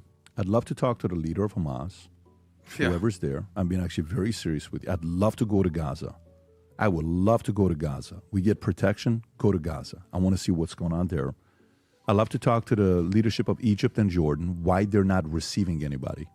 Even Trump, some people said he begged Egypt and Jordan to take some Palestinians. Rob, can you verify this from telling Yes. Did Trump ask Egypt and Jordan to take some Palestinians and they rejected? Like, That is correct. Who has agreed to take Palestinians? Europeans. Who has agreed? Oh, Germany? good for them. Can you Of go to course. ChatGPT, Rob, and just ask that question you just did right there? I feel bad for the people of Germany, just like the people of Great Britain, man. Like they're just being replaced, man. Like they're just like watch the videos of like Great Britain from like 30 years ago, and it's like it's sad. It's sad that a government will do that to their population. It's much faster. Yeah. I can help you out, Pat. No, hang on. Let me just see it here. Okay. I got you. No Let me one. No, but because what I want to do is I want to ask who has interviewed the Egyptian leader or Jordanian leader and ask, why are you not accepting them? I think the Jordanian So yes, King former president. Because they don't like them. Because they don't want them to come in and cause. Because a lot of these countries don't want fucking immigrants coming into their country. Can you blame them? Like, they're allowed to do that. They're allowed to go, oh, you know what? We don't want to bring other people in our country. We actually want to, like, protect our culture and our people. And, like, yeah. No shit, dude. maybe we can, do a little bit of that as well. Said that he would take in President Trump 2,000 sick suggested- kids at the most. President Trump did suggest that Jordan and Egypt take in Palestinians, particularly those from Gaza suffering. And then what happened? I didn't see the last. The _unstoppable_for_life super chatted $2. Only the first year, buddy. Quality takes time. Dude, it was going so well at the beginning. If you're talking about the Trump administration, it was going so well at the beginning. I've lost all hope in this administration at this point, dude. I'm sorry, Unstoppable. I could be wrong. Maybe the next few years things will be great. Maybe he'll address the massive shortage of beef and stop pretending like, because he just came out and said, well, there's no inflation. It's perfect. And it's like, as somebody who's researched this stuff, it's like, dude, obviously, yeah, we want inflation to be around 2%. Okay, but, wage growth needs to outpace inflation in order for that to fucking matter. That's not happening. Okay? A lot of the issues with why the cost of food is so expensive, it's a supply demand thing. The beef thing I just talked about, that applies to so many things that are super expensive right now. And it all ties back to the lockdown. So as commander in chief, you might want to put some incentive out into the system to go, hey, we need to ramp up production. This is how we get food prices down. And it's, maybe some of these fucking businesses, these manufacturers, they wouldn't be happy about it, but you got to incentivize it. There's ways to incentivize it, to give tax breaks, to give subsidies. And the thing with beef is like, it will take 4 to 5 years before we even start noticing a difference. This is the hugest thing that's like, yeah, we can do it, but it won't be a fucking overnight thing. It'll take time to build up those supplies, and it'll be 4 to 5 years before we start seeing it going up again, most likely. And what happens in 4 to 5 years? Trump isn't going to be president, so he can take fucking credit for it. So who gives a fuck? If he can't do it now and take credit for it now, but it's like, dude, some things are bigger than you. We need this done. And who cares if it's a Democrat in 4 to 5 years that goes, look, beef prices are going down and gets to take credit for it. Who gives a fuck? Just get it done. Just get it done, dude. I want me a nice fucking steak every day, okay? I can't be eating these McDonald's double cheeseburgers all the time. I heard they got human meat in there. I don't trust that. All right, so now this demonic fuck, we'll get into this. I didn't want to share a picture of him, but everywhere I look, the pictures are already out there. And unfortunately, my level of thinking, which is like, we should not promote these fucking pieces of shit. We should not put their pictures out there. We should tell the story of what happened, but be very careful to not promote these pieces of shit who do this stuff. Because a lot of the reason that these people do it is because they are, they're obsessed with Suey, but they're also obsessed with nobody's going to remember who I am when I'm gone. I'm just going to be forgotten. I'm just going to be another. So, but if I do some crazy shit like this, everybody's going to know my name and they're going to understand how much I suffered and how much misery this world put me through. So we got to, stop promoting these fuckheads and giving them that. Because you give them that, it's the incentive. And it's the same thing. I've told the story too many times. I grew up outside of Corpus Christi. There used to be the Harbor Bay Bridge, and people would jump off that bridge. It's a bridge that took you from Portland into Corpus Christi. And people would jump off that bridge all the time. And every time they did, they'd put it like on the front page of the paper. And every time they did that, there'd be more people jumping off the bridge. Until finally, some wise people, and by the way, this is not just a Corpus Christi story. This is like everybody learned this lesson. Eventually, they learned actually put it like in the back of the paper. Don't like make it like where very, very few people see it. And then all of a sudden, less people jumped off the bridge. It's crazy how that worked. Oh, stop giving people front page promotion, and they'll stop doing that crazy fucking thing that gets them that promotion. Yeah, this fuckhead. The suspect in Minneapolis, Minnesota shooting at a Catholic school and church has been identified as Robin Westman, who posted a manifesto on social media just 2 hours ago, including a video showing the words, "Kill Donald Trump," written on a gun. This guy had like he had every viewpoint. He seemed like a far leftist, but also like a far right. Like he was both extremes, if you could believe it. He was extreme left and extreme right at the same time. So each side is like, oh, actually, he was this right-wing anti-Semitic, blah, blah, blah, blah. And then the right wing comes out and goes, actually, he was a trend, which I think in this case, yeah, I mean, we're seeing the trend. There's quite a few of these types are doing this now. And to me, it's just not good to feed people's delusions. And we're going to get in some more of this stuff here. We're going to dive a little deep, not too deep. And it looks like this is a guy that was regretting his transition. They're trying to blame it on weed too. They're saying like weed made this guy crazy. Man, the Republicans got to stop fucking doing this this anti-weed shit. It's so fucking dumb. It's so fucking dumb. Republicans need to be on the side of freedom when it comes to the weed subject. So yeah, this demonic piece of shit. I guess X has got to reload this one. And then, you know, he went into a Catholic school, shot up, killed 2 kids, 17 other people got shot. And then this is the message from Jacob Frey, the mayor of Minneapolis. And if you remember this guy was a laughingstock during the George Floyd timeline because he was going out there and like kneeling and all that shit. Like he's just another woke clown. But let's hear what he has to say. There are no words that... Let me get it bigger here. There are no words that can capture the horror and the evil of this I imagine it's going to be, we got to get it's the guns, guys. It's the guns' fault. unspeakable act. Children are dead. This is such a performance, too. You can see this is a fucking performance. Families that have a deceased child. You cannot put into words the gravity, the tragedy, or the absolute pain of this situation. We are a Minneapolis family. But to everybody out there, do not think of these as just somebody else's kids. Those families are suffering immense pain right now. Think of this as if it were your own. Every one of us needs to be wrapping our arms around these families, giving them every ounce that we can muster. These were Minneapolis families. These were American families. And the amount of pain that they are suffering right now is extraordinary. And don't just say this is about thoughts and prayers right now. These kids were literally praying. It was the first week of school. They were in a church. So don't expect your God to save you. That's just weird that they start making it about that. Like, it's a little weird. Like, oh, look, prayer doesn't work. They got murdered while they were praying. But clearly, prayer doesn't work.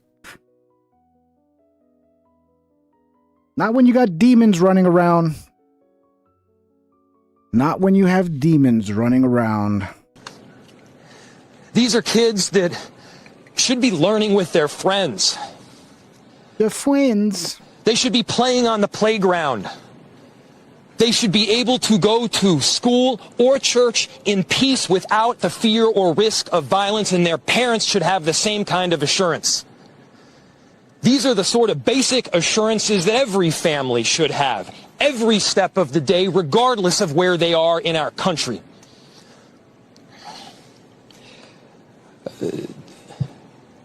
I'm so deeply saddened, and I'm so sorry to the families. You guys are saying to let them have armed guards. Yeah, okay, armed guards would be great. But how about just everybody be armed? I mean, maybe you don't want to put guns into children's hands, but, you know, maybe the priests should have a little gun close by.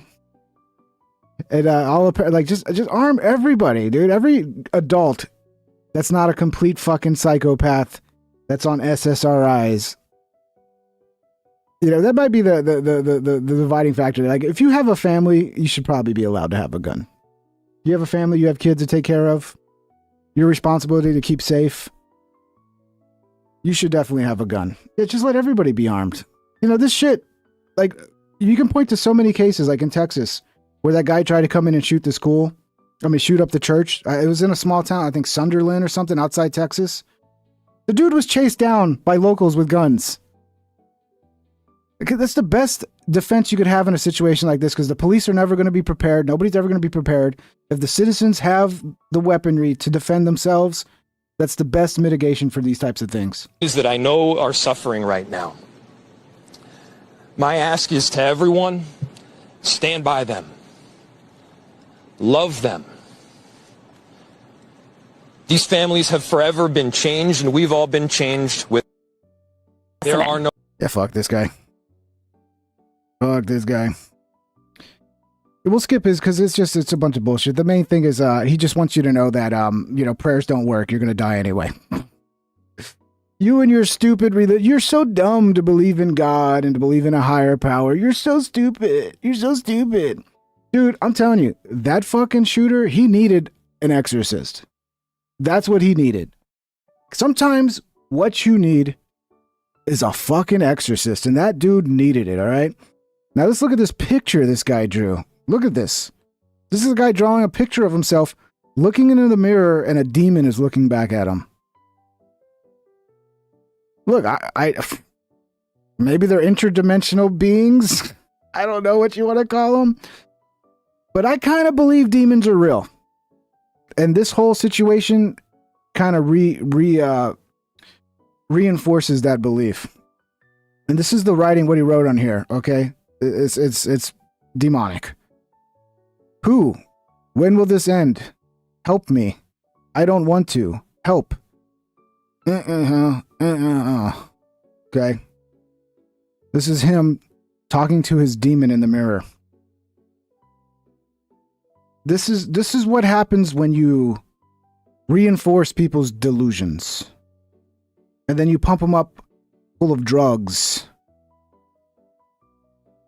And RFK's talking, like, doing research now into like the drugs this guy was on to figure out like what's going on, because there's obviously a connection here with so many of these shooters being on SSRIs.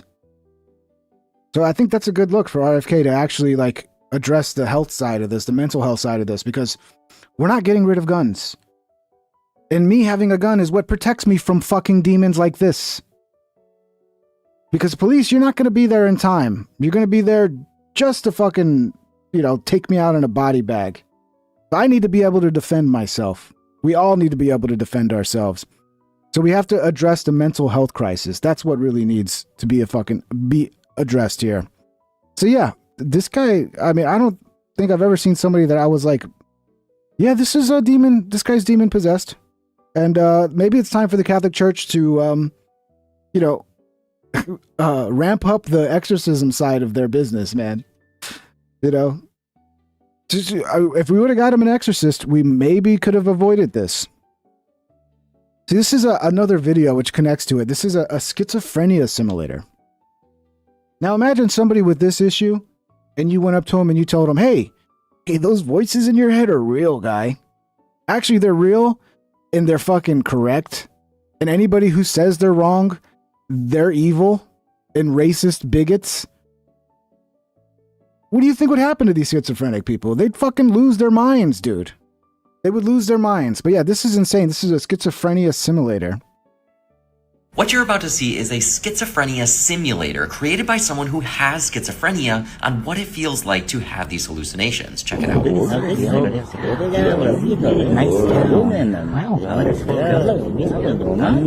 at the water. Hear that? Oh my God, it's a bird. Oh, you see the bird? Look how close you are. I'm sorry. I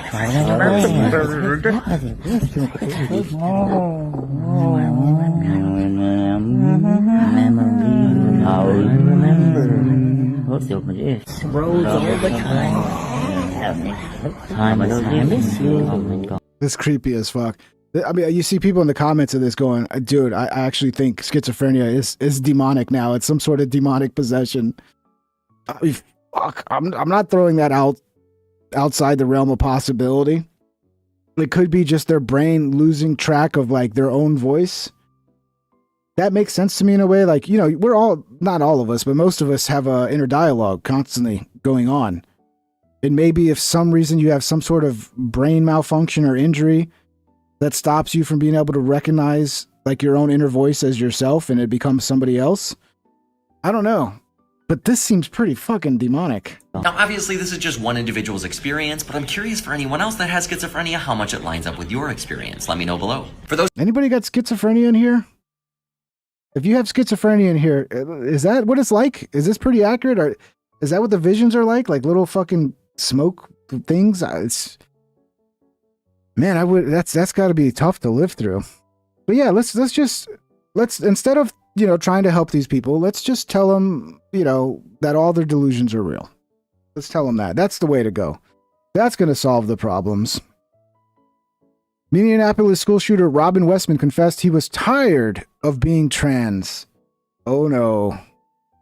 Oh no, another one that they fucking transed as a kid and then they get a little older and they go, what the fuck did I do? What the fuck did I do? I wish I'd never brainwashed myself. I mean, they all got that look, don't they? That look in the eyes.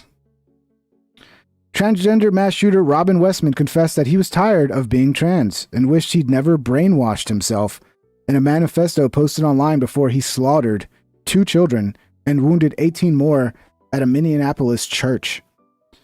In a twisted handwritten journal he shared on YouTube before the massacre, much of which was encrypted in a homespun code of Russian Cyrillic script and English words, Westman groaned about his long hair and his decision to transition. Spocko super chatted $4.99. The church should never have gotten rid of the Inquisition. I don't know if I'd go that far, Spocko. I don't know if I'd go that far. The Inquisition was pretty fucked up, bro. But yeah, we definitely need the exorcists. We need the exorcists back. Because from my understanding, it's hard to actually get an exorcist from the Catholic Church. Like, they don't want to do it. Just bring it back, dude. Just like open up some new, offices, the exorcism offices. And we need exorcists, guys. We need them back. Thank you for the 5, brother. I only keep the long hair because it is pretty much my last shred of being trans. I am tired of being trans. I wish I never brainwashed myself, he wrote, according to a translation by the Post. I mean, look, this piece of shit is a piece of shit. But we got to figure out what is sending these people down this route. And we got to stop it, dude. We got to look at the mental health shit. I mean, clearly the connection with trans at this point, there's a connection there. I don't know why they like to go, grown adults who are trans like to go target children. I don't know what that is, but we're seeing that trend now. Obviously, not all trans are dangerous and everything, but there's a trend there. But of course, the left, the LGBTQ community is like, okay, but they're actually all white males. They're all white males. Okay, yeah, they are white males. You're right. Actually, one of them was a female that transitioned to a male, right? The one in what was it, Nashville or whatever, where a good guy with a gun put her down real quick. Thank God.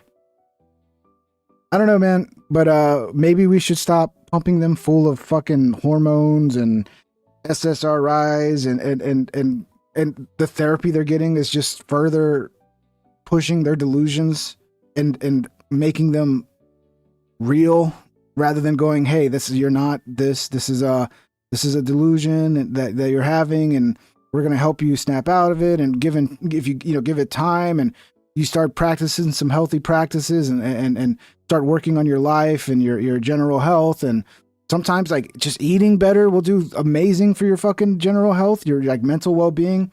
People don't understand that. Like eating fucking crap is terrible for your mental health. Like eating healthy can make a huge difference. There's little things like that. And then like trying to get them to see the long picture of like, you're going through this now, but this is a phase. You'll grow out of it, and maybe you won't. Maybe you really do have some sort of gender dysphoria, and there's obviously a real problem there that needs to be addressed. But is it being addressed properly? It doesn't seem like it is, because we're seeing this way too much. I can't cut my hair now, as it would be an embarrassing defeat. It might be a concerning change of character that could get me reported. Why would it be reported if he cut his hair? Who would report him? Like the trans police? They'd be like, oh, he's not acting like a trans anymore. Report him to the trans police. What? What is he talking about? It just always gets in my way. I will probably chop it on the day of the attack. Did he? I wonder. I don't know. I don't think there's any video or photos of the attack. I haven't seen any. Westman 23 later wrote that he regretted being trans and just wished he were a girl. You're not going to be that, though. That's why we got to stop feeding people's delusions. People have to learn to accept themselves for who they are. Just accept yourself for who you are. Like, dude, that needs to be the therapy. Like, how to get people to accept who they are. You want to be a girl? You're not. You're a man. It's wonderful to be a man. Here's all the things that are great about being a man. Have you embraced being a man and what it's like to be a man? Or do you have just terrible parents who are just fucking making you miserable and you're just grasping to things? Or maybe you're just a teenager looking for attention. You're just sad and miserable and you're looking for attention, and this is your way of maybe getting attention, and you think if you do this, people are going to see you differently and you're going to become special, and like, who knows what the underlining reasoning is. But it needs to be addressed in a way that like fights the delusions rather than promoting the delusion. In my humble opinion, I regret being trans. I wish I was a girl. I just know I cannot achieve the body with the technology we have today. I also can't afford that. Yeah, it's that's what a terrible surgery, huh? Chopping the old dick off and carving a hole, and it's like the stories I've heard about that is just nightmare fuel, dude. It's nightmare fuel. Like, who would want to do that to themselves? The unhinged shooter also expressed feelings of self-loathing. I like feeling sexy and cute, but my face never matches how I feel. I hate my face. Maybe that's why, because I mean, you're a man, you're not going to look like a woman. It's never going to happen.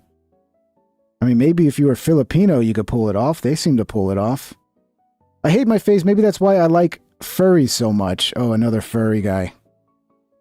That's another warning sign when people are into furries. That's another one in Pingdom, you know, in my community, in my fucking kingdom, that I will build in the middle of the desert to keep it safe. We will not allow furries. They will be excommunicated. They will be expelled. They will be forced to march through the desert. No furries allowed.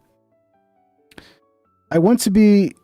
Okay, maybe that's why I like furries. You can give yourself a new body and face. I want to be that black face mask on Beyonce's body, laughing my ass off. Oh, okay. He just wants to be Beyonce. Okay, that's weird. Westman opened fire on the Annunciation Catholic Church and school Wednesday morning while students were praying at mass, killing 2 kids and wounding 18 others. Kill Donald Trump, rip and tear. Obviously, he was a fan of Doom. I'm the woker baby. Why so curious? So yeah, I mean, I think if you were to try to label this guy as right or left, I think he would obviously fall into the deranged leftist sphere. Westman applied to change his birth name from Robert to Robin in Dakota County, Minnesota when he was 17 years old, according to court documents. That name change was granted in January of 2020. The petition noted that Westman identifies as a female and wants her name to reflect that identification. But 5 years later, he seemed to have shrunk away from his new identity. Scribbling on another page of the notebook, I don't want to dress girly all the time. But I guess sometimes I really like it. Oh, he was growing out of it. Oh, turns out it was just a dumbass teenager phase that his parents and the doctors just played right into like fucking morons. I'm sure the doctors just like the extra business, I guess. I don't know. I imagine he must have been put on hormone blockers and all that shit. I mean, imagine how that must play, you know, a young man. How that must fuck with your head to be on hormone blockers. I don't know if he was on SSRIs, but my God, I would be very surprised if he wasn't on SSRIs at this point. I'd be fucking amazed. I know I am not a woman, but I definitely don't feel like a man. The cowardly killings, coupled with the revelation that Westman identified as transgender, reignited a hot-button debate as Minneapolis lefty mayor Jacob Frey wagged his finger at news outlets for even reporting it. I never heard about a whole lot of hate that's being directed at our trans community. I have heard about a whole lot of hate that's being directed at our trans community, Frey told reporters Wednesday. You should never hate anybody. But, you know, when you see things that are so obviously not right and you point that out, that's not hate. That's love. Like if you have a mentally ill family member and you see them doing things that are just going to make them more mentally ill and are not going to help them, it's love to tell that person, hey, you need to make these changes because this is not helping you And I want to see you be better, and I don't want to see you suffer and just get worse, right? It's love sometimes to tell people the hard truth that no one wants to hear. But no, in this case, it's hate. And if you don't go along with their delusions, you're just a hateful bigot.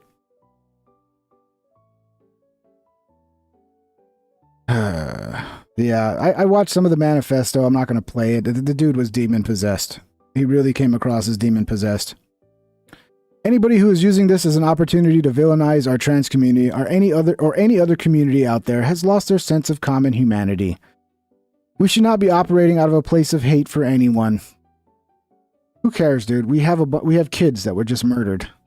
I think that takes precedence over everything else. You know, children being shot. I don't know. I think that matters a little more than some mean words on the internet. The Annunciation attack was the second elementary school shooting perpetrated by a trans person in the last 2 years. Audrey Hell, a trans woman, murdered 3 children and 3 staffers in a shooting at Covenant School in Nashville, Tennessee in March of 2023. Similar to Westman, Hell left behind a rambling manifesto hinting at severe depression and a desire to take her own in an act of violence targeting innocent victims. They want clout, bro. They don't want to just go. They want to go with some clout. They want their friends talking about them. They're like, oh, they're going to finally know my name. They're going to remember me. They're going to know how bad they treated me. Fucking God, man. In the wake of Wednesday's school shooting, Health and Human Services Secretary Robert F. Kennedy Jr. announced a probe by the National Institutes of Health to determine whether drugs Westman was taking during his transition could have played a role in his depraved violence. I think I got a video. Did I get that? Yeah, here we go. Let's hear RFK. I certainly consider mass shootings a health crisis, and we are doing for the first time real studies to find out what the etiology of that is. And we're looking for the first time at psychiatric drugs. You know, these kind of mass shooting, people have had guns in this country forever. When I was a kid, we had shooting clubs at our school.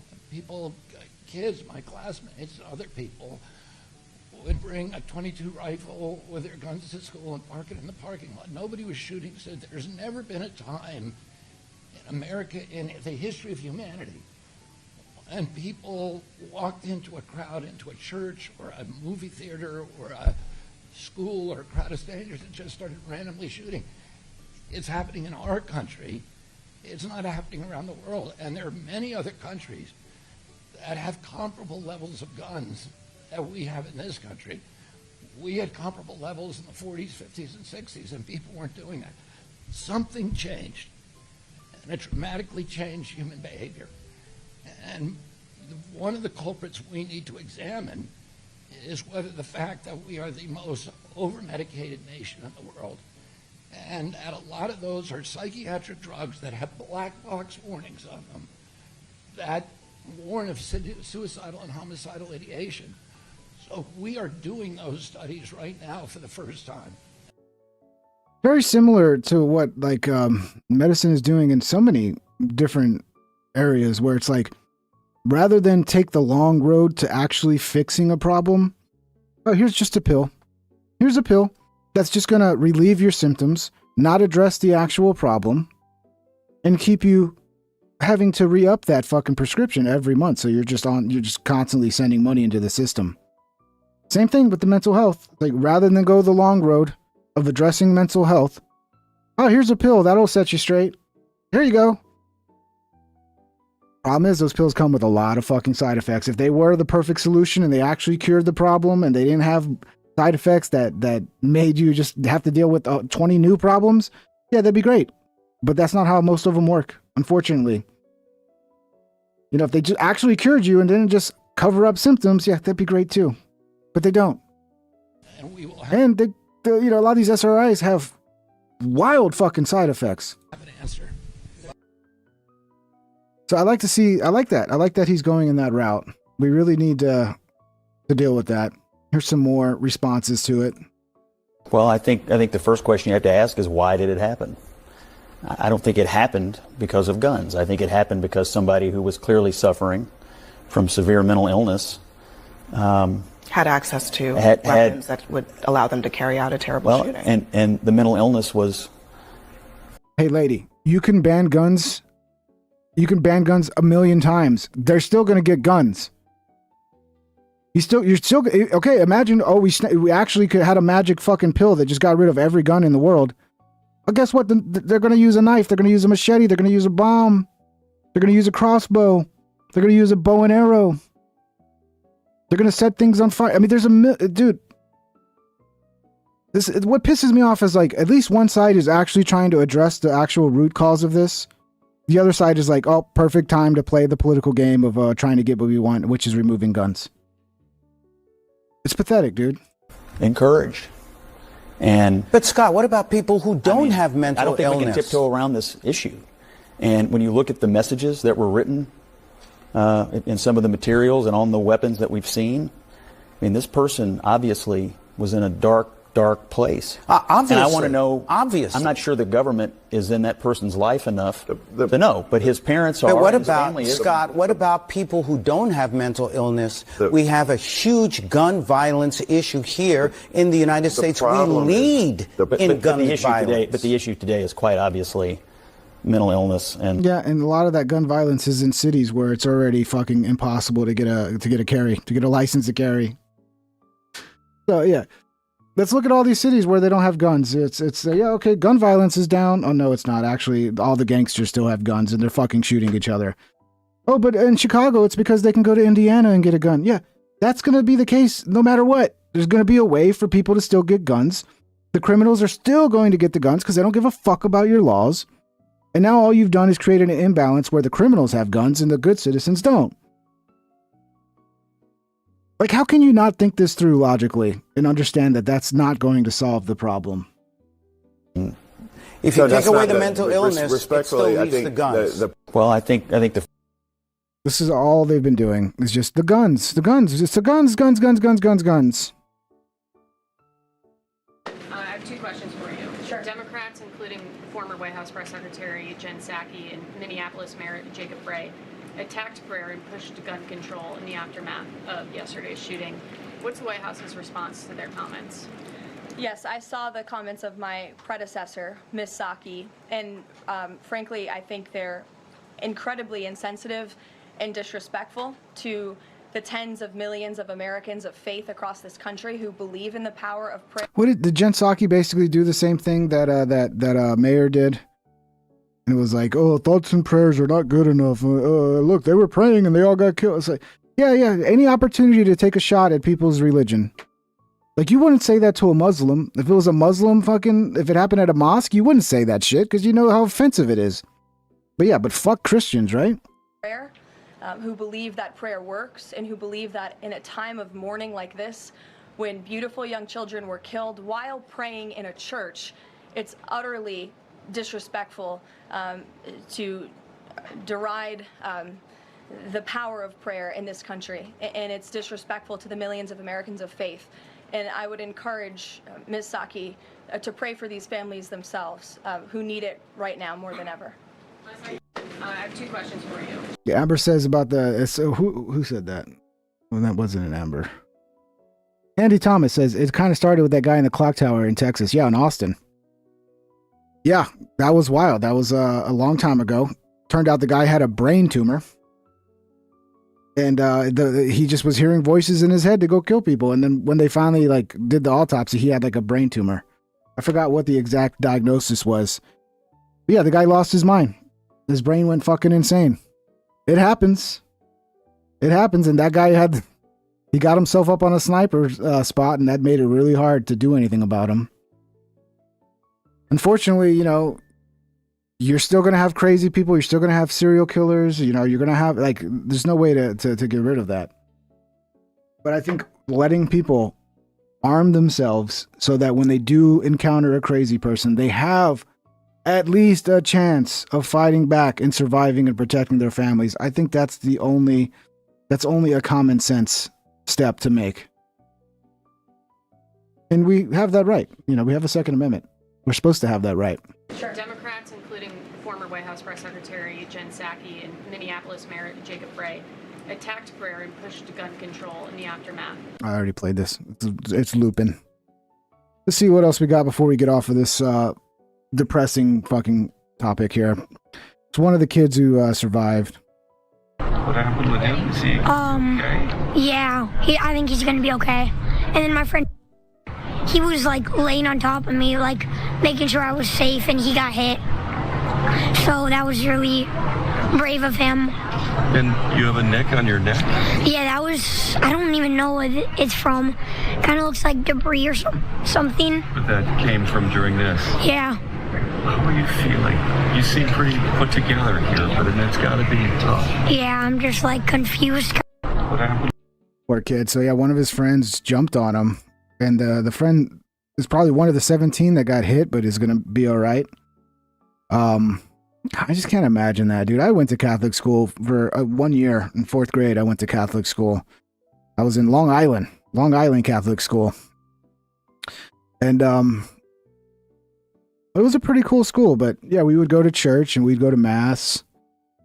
Just the thought of something like that happening during mass is fucking disgusting. I remember there's this movie I saw when I was a kid, I forgot what Latin American country it was, but there was this priest who was like fighting the guerrillas, or like the guerrillas didn't like him, and like they came in and shot him right when he was doing mass. Like right in the middle of mass, they came and shot the priest. And I thought, dude, that's insane that you could do something like that. And now we're seeing this, man.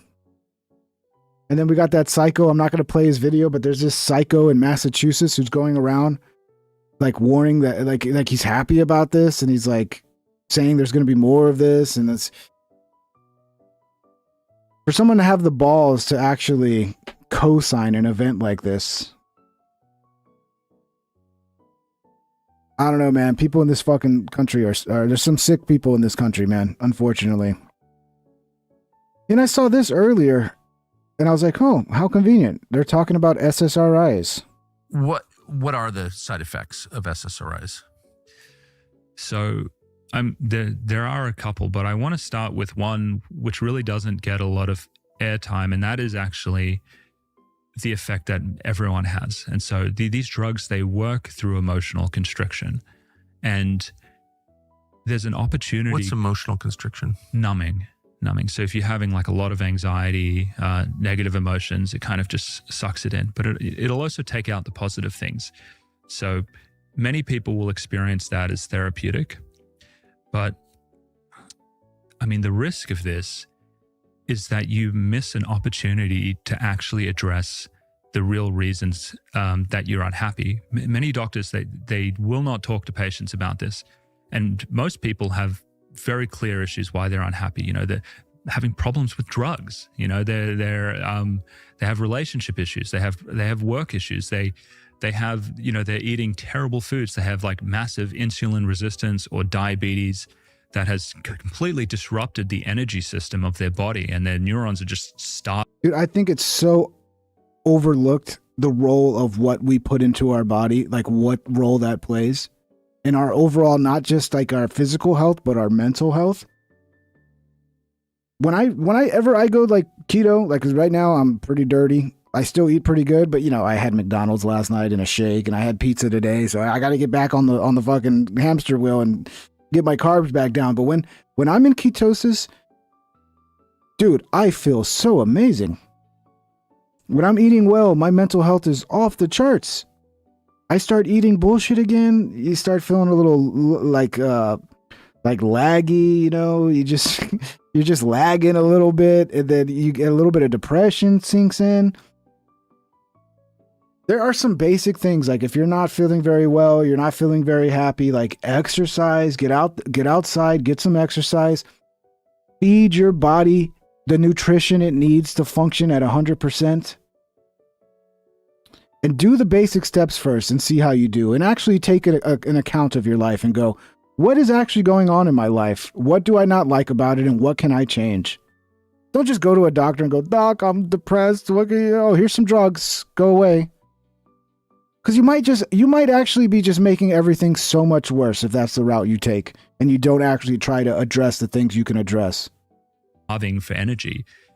If you're having these legitimate problems, you just throw a drug on top of it to mask that anxiety that is really like the smoke detector saying, yes. problem. those issues, they just fester. Well, yeah, fasting is a part of keto. Most people who do keto, someone says ketosis, why not just fast? Well, fasting will put you into ketosis. And most people who are doing, when I say keto, I'm just basically, I get my carbs down as low as possible. If I get them around 20 carbs a day, then yeah, I'll go into ketosis.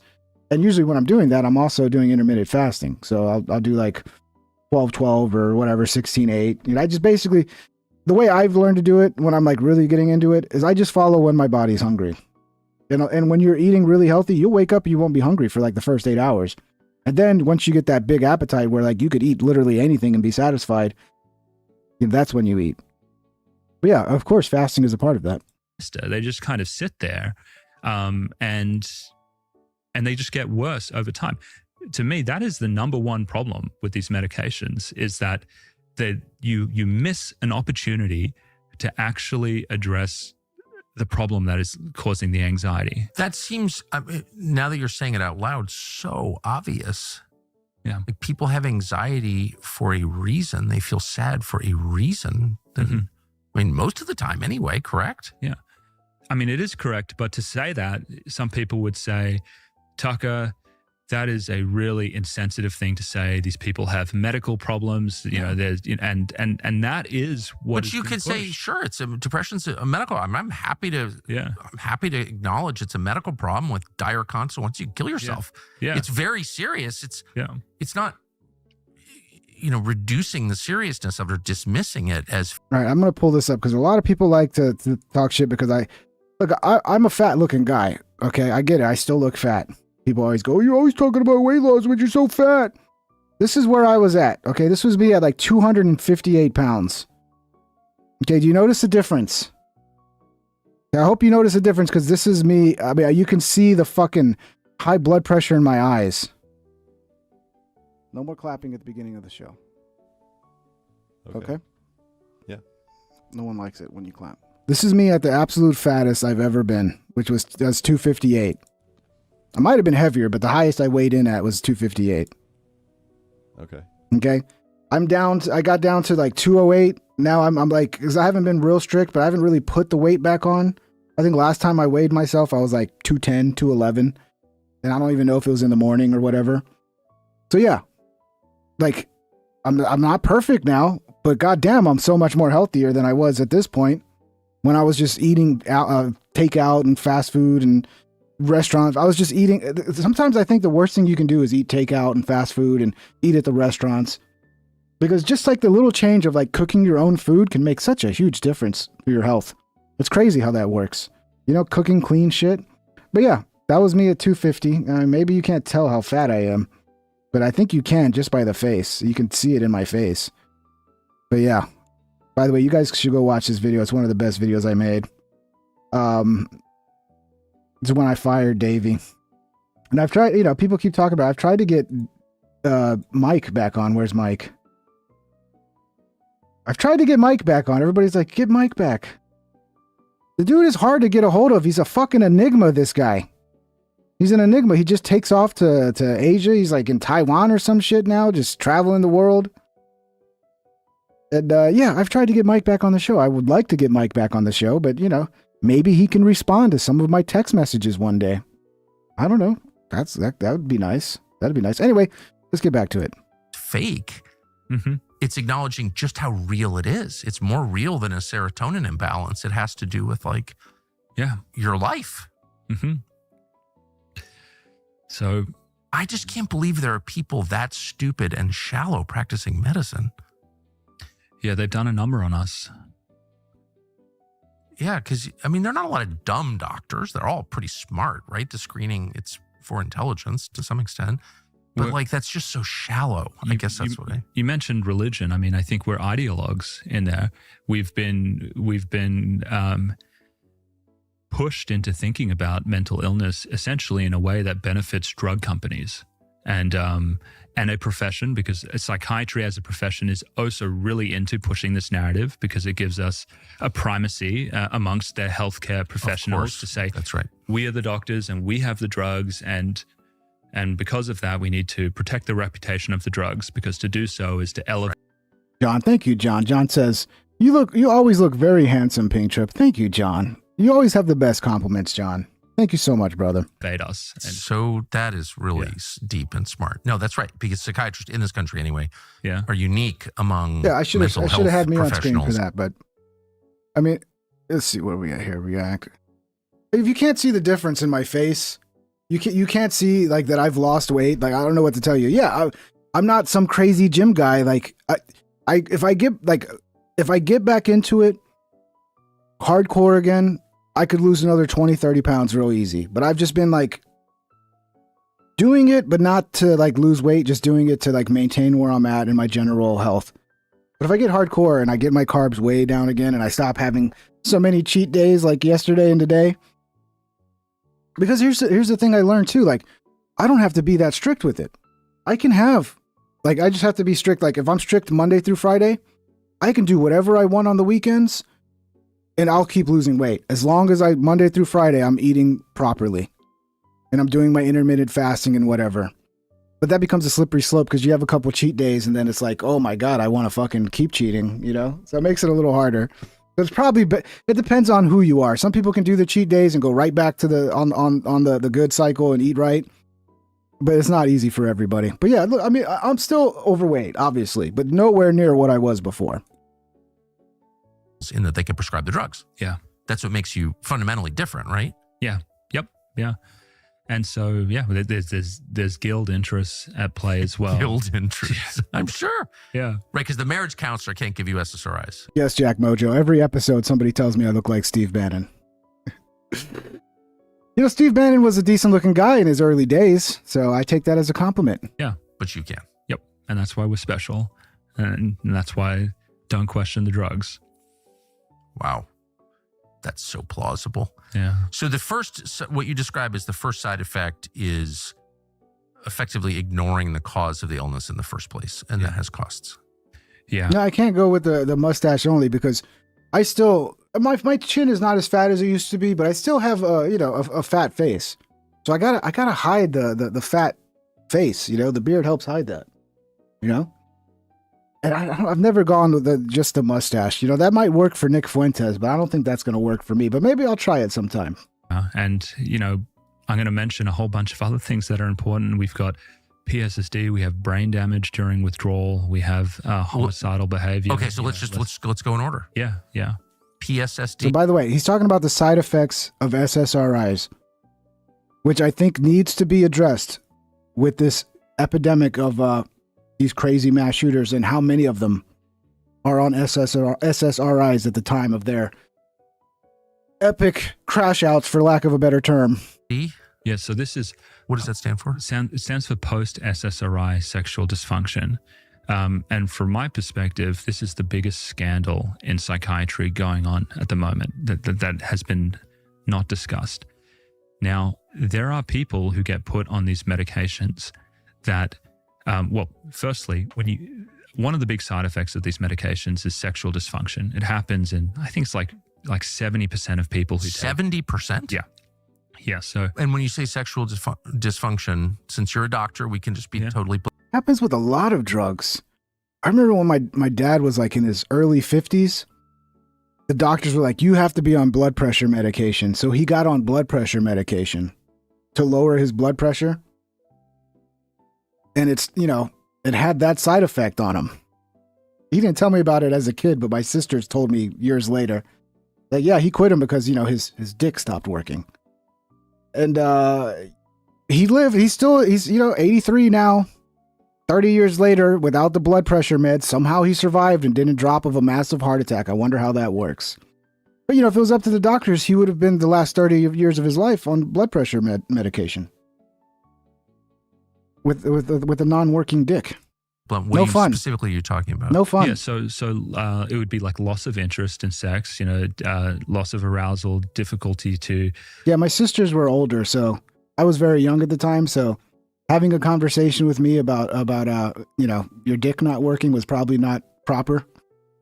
But my sister's like, I forgot how much older than me, but she was an adult at the time, and I was still a kid. To reach climax and erectile dysfunction. Wow. Yeah. 70%? 70%. It's a really normal side effect. But the issue is we tell people that this goes away when they come off the medications. And this is just a temporary trade-off, to feel less depressed. You're going to deal with the sexual dysfunction. But what we've been seeing is that these drugs are causing permanent sexual dysfunction. Yeah, Jack Mojo, it was a risk. Jack Mojo says, that's how my grandpa died, stopped his BP meds and had a stroke. Yeah, once you're on them, it's not good to get off them. And he was, I remember when he got off them, like he went and laid down and he didn't like do anything for like a couple of days because he felt terrible when he stopped taking them. And he was lucky. He was able to get off them without any serious side effects, and he's been off them till this day. But yeah, it's risky. Once you're on them, like you almost can't stop them at that point.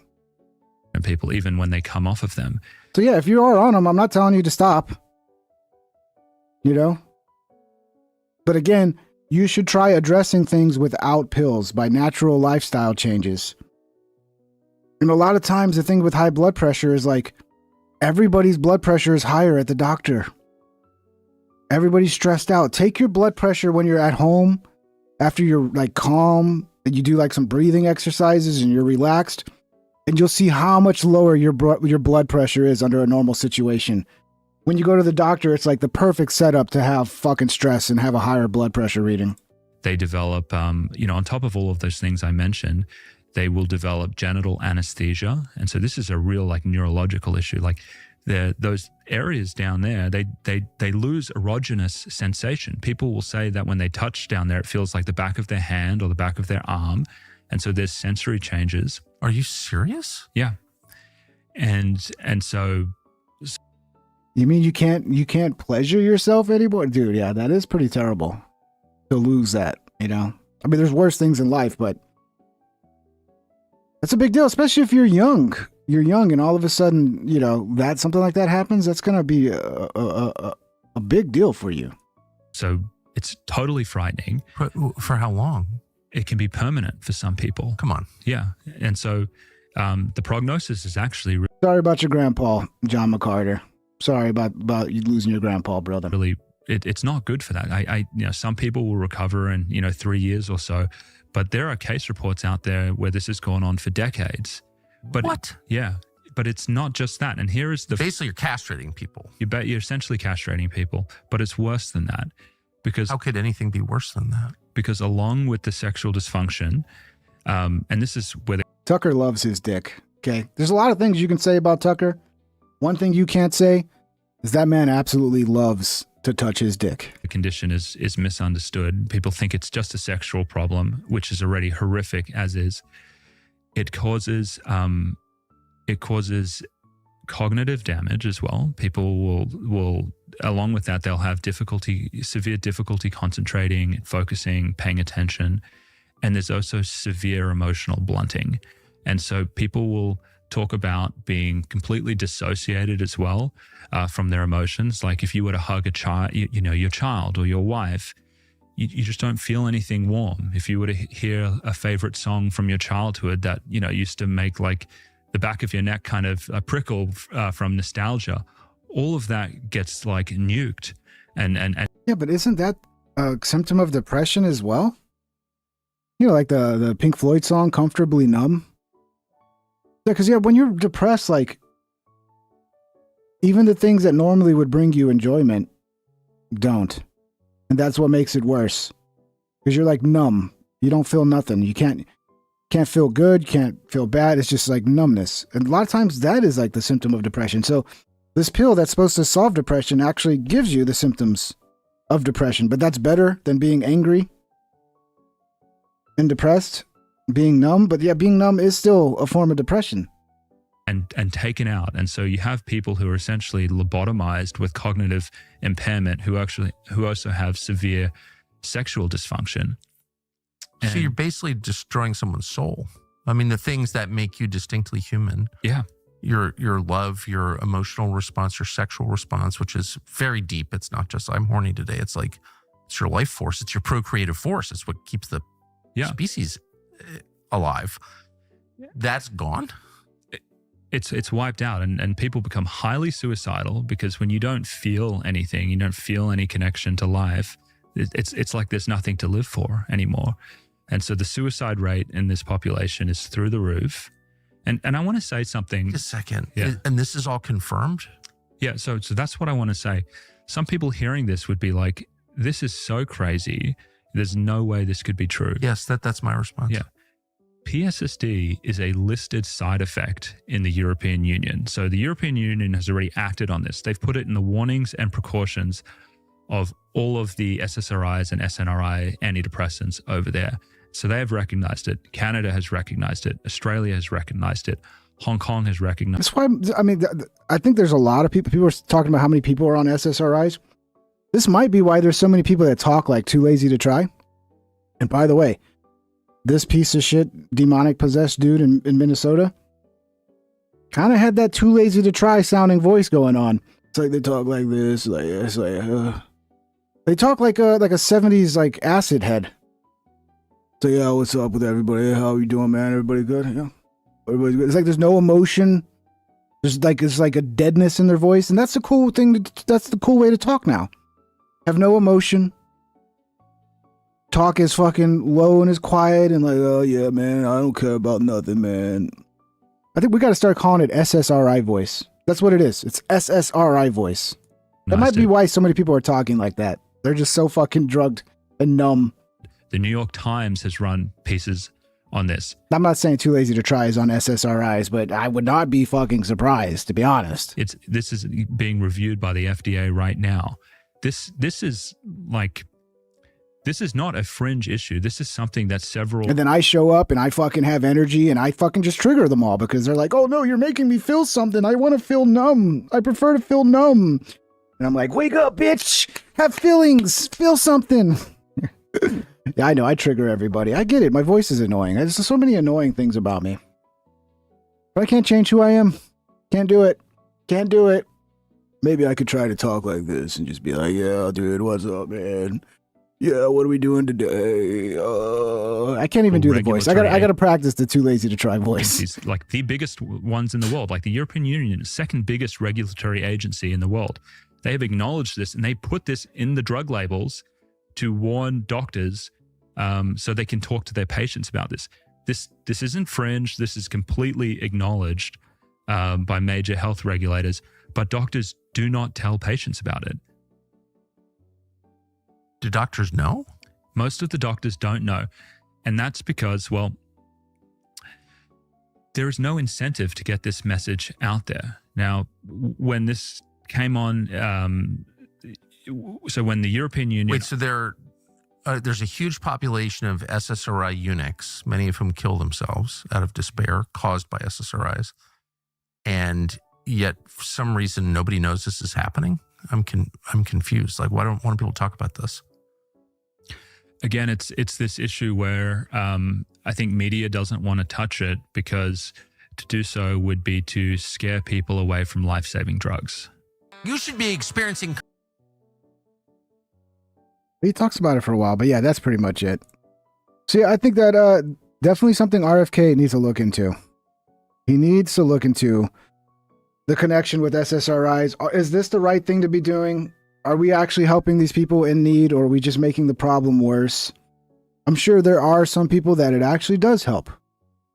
You know, there's some people who probably need like that level of numbness, and that's better than whatever their current state is. But I think those people are going to be a small amount of the people that are currently on SSRIs. I have a family member. I saw him improve from drug intervention. So there are people it works for. But I think too often it becomes, just a quick fix rather than hey, how do we really address the underlying cause of your issues? Rather than just, here, take this pill and get the fuck out of here. I only have 30 minutes or 15 minutes to talk to you and address you, and I'm just going to give you this pill. Now get the fuck out, and don't forget to pay me on the way out. This shit was crazy, dude. Let's check in on Mexico. Let's see how's Mexico doing. Oh, this is beautiful. I love it. It's so peaceful in Mexico. Oh, wait a minute. Uh-oh.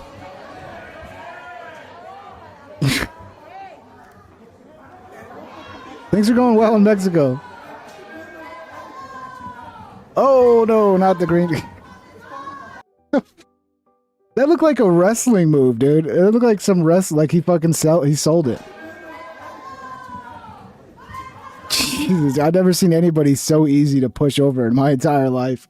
What's happening in Mexico? I heard this was about the cartels and like working with Trump to actually do something about the cartel problem. So there's like two sides. There's like the pro cartel side, and then there's the like pro getting rid of the cartel side. That's what I heard. I don't really know. And I've heard also the guy that's angry is the guy who's kind of on Trump's side of like, let's work with Trump to get rid of this fucking corruption problem. If that's the case, based Mexico, we need to get rid of, I mean, yeah, if you're in Mexico, you should want to get rid of the fucking cartels. You should want to. But, I mean, they'll put money in everybody's pocket and then just completely corrupt the entire fucking government. They chase him down. Yeah, they're calling this guy Mexican JD Vance. That guy's he's like the Terminator. There's no emotion in his face, just attack. And they chase him out, dude.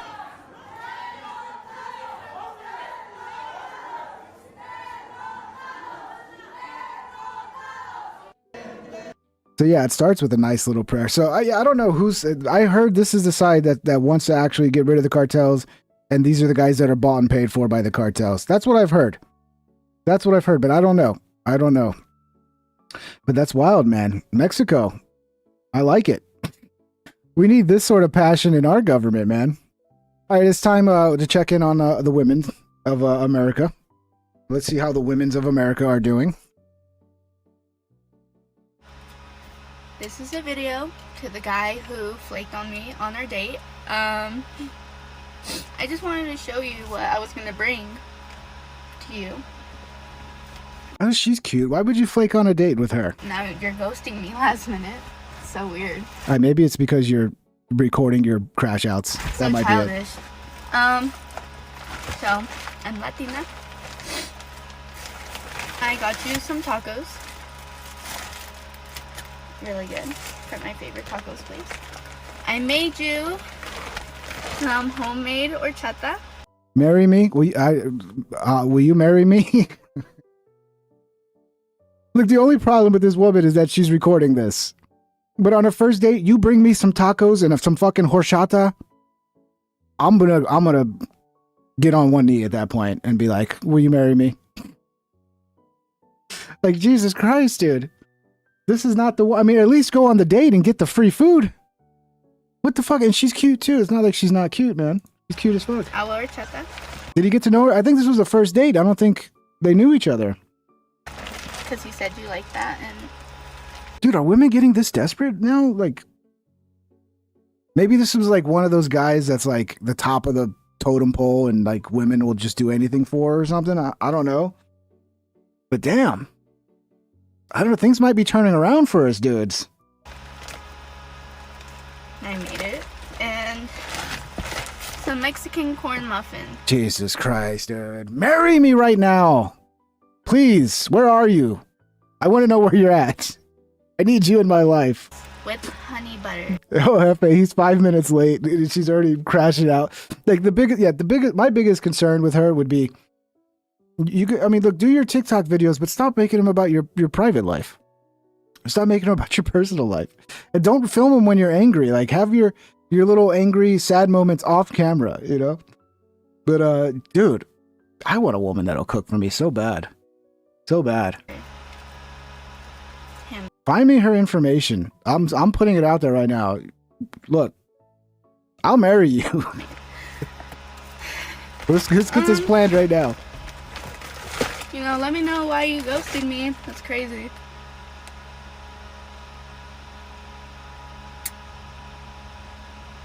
I already crashed out, you guys, but damn. You can only imagine how that shit feels. All you had to do is answer the phone. And I had everything planned out. Oh my god. Yeah, I'm in love. I'm in love, guys. She's perfect. She's absolutely perfect, dude. She's perfect. Yeah, John likes her a lot too. Yeah, John. This is a good woman, okay? You just need to take the internet away from her. Dude, horchata is fucking amazing. The problem with horchata is you'll get fat as fuck in like a week. It'll take you a week and you'll be 300 fucking pounds if you eat that every fucking day. That'd be my only concern with her. I'd be like, look, the food is great, but let's get the sugars and the carbs and all that out, and let's go with the carnitas. You know, some refried beans every now and then, not bad. Make sure you cook it in pork fat. But yeah, because I don't want you to gain weight, because that's the problem with these Latinas, is they look like this, and then 2 years later they go, and you're like, what the fuck did I do? What am I stuck with now? But I'll take care of that, because I'll make sure we eat a healthy diet. I'll teach you how to cook healthy, babe. All right? I'm in love. I'm in love. It's okay, guys. We thug through. Because you know why? Yeah, she might actually be fucking crazy. Pull counters this. But bro, some girls like this are actually fucking crazy though. Dude, they're all crazy, right? All of them are fucking crazy. That's the problem. So if you're gonna have to deal with craziness, at least deal with the craziness who's gonna cook you some beautiful fucking food. Fuck this lover. There's no getting around the craziness. Girl shit, I guess we had to go on our villain arc. I guess this shit is not worth it. This shit's not real. And there's the sign. Yeah.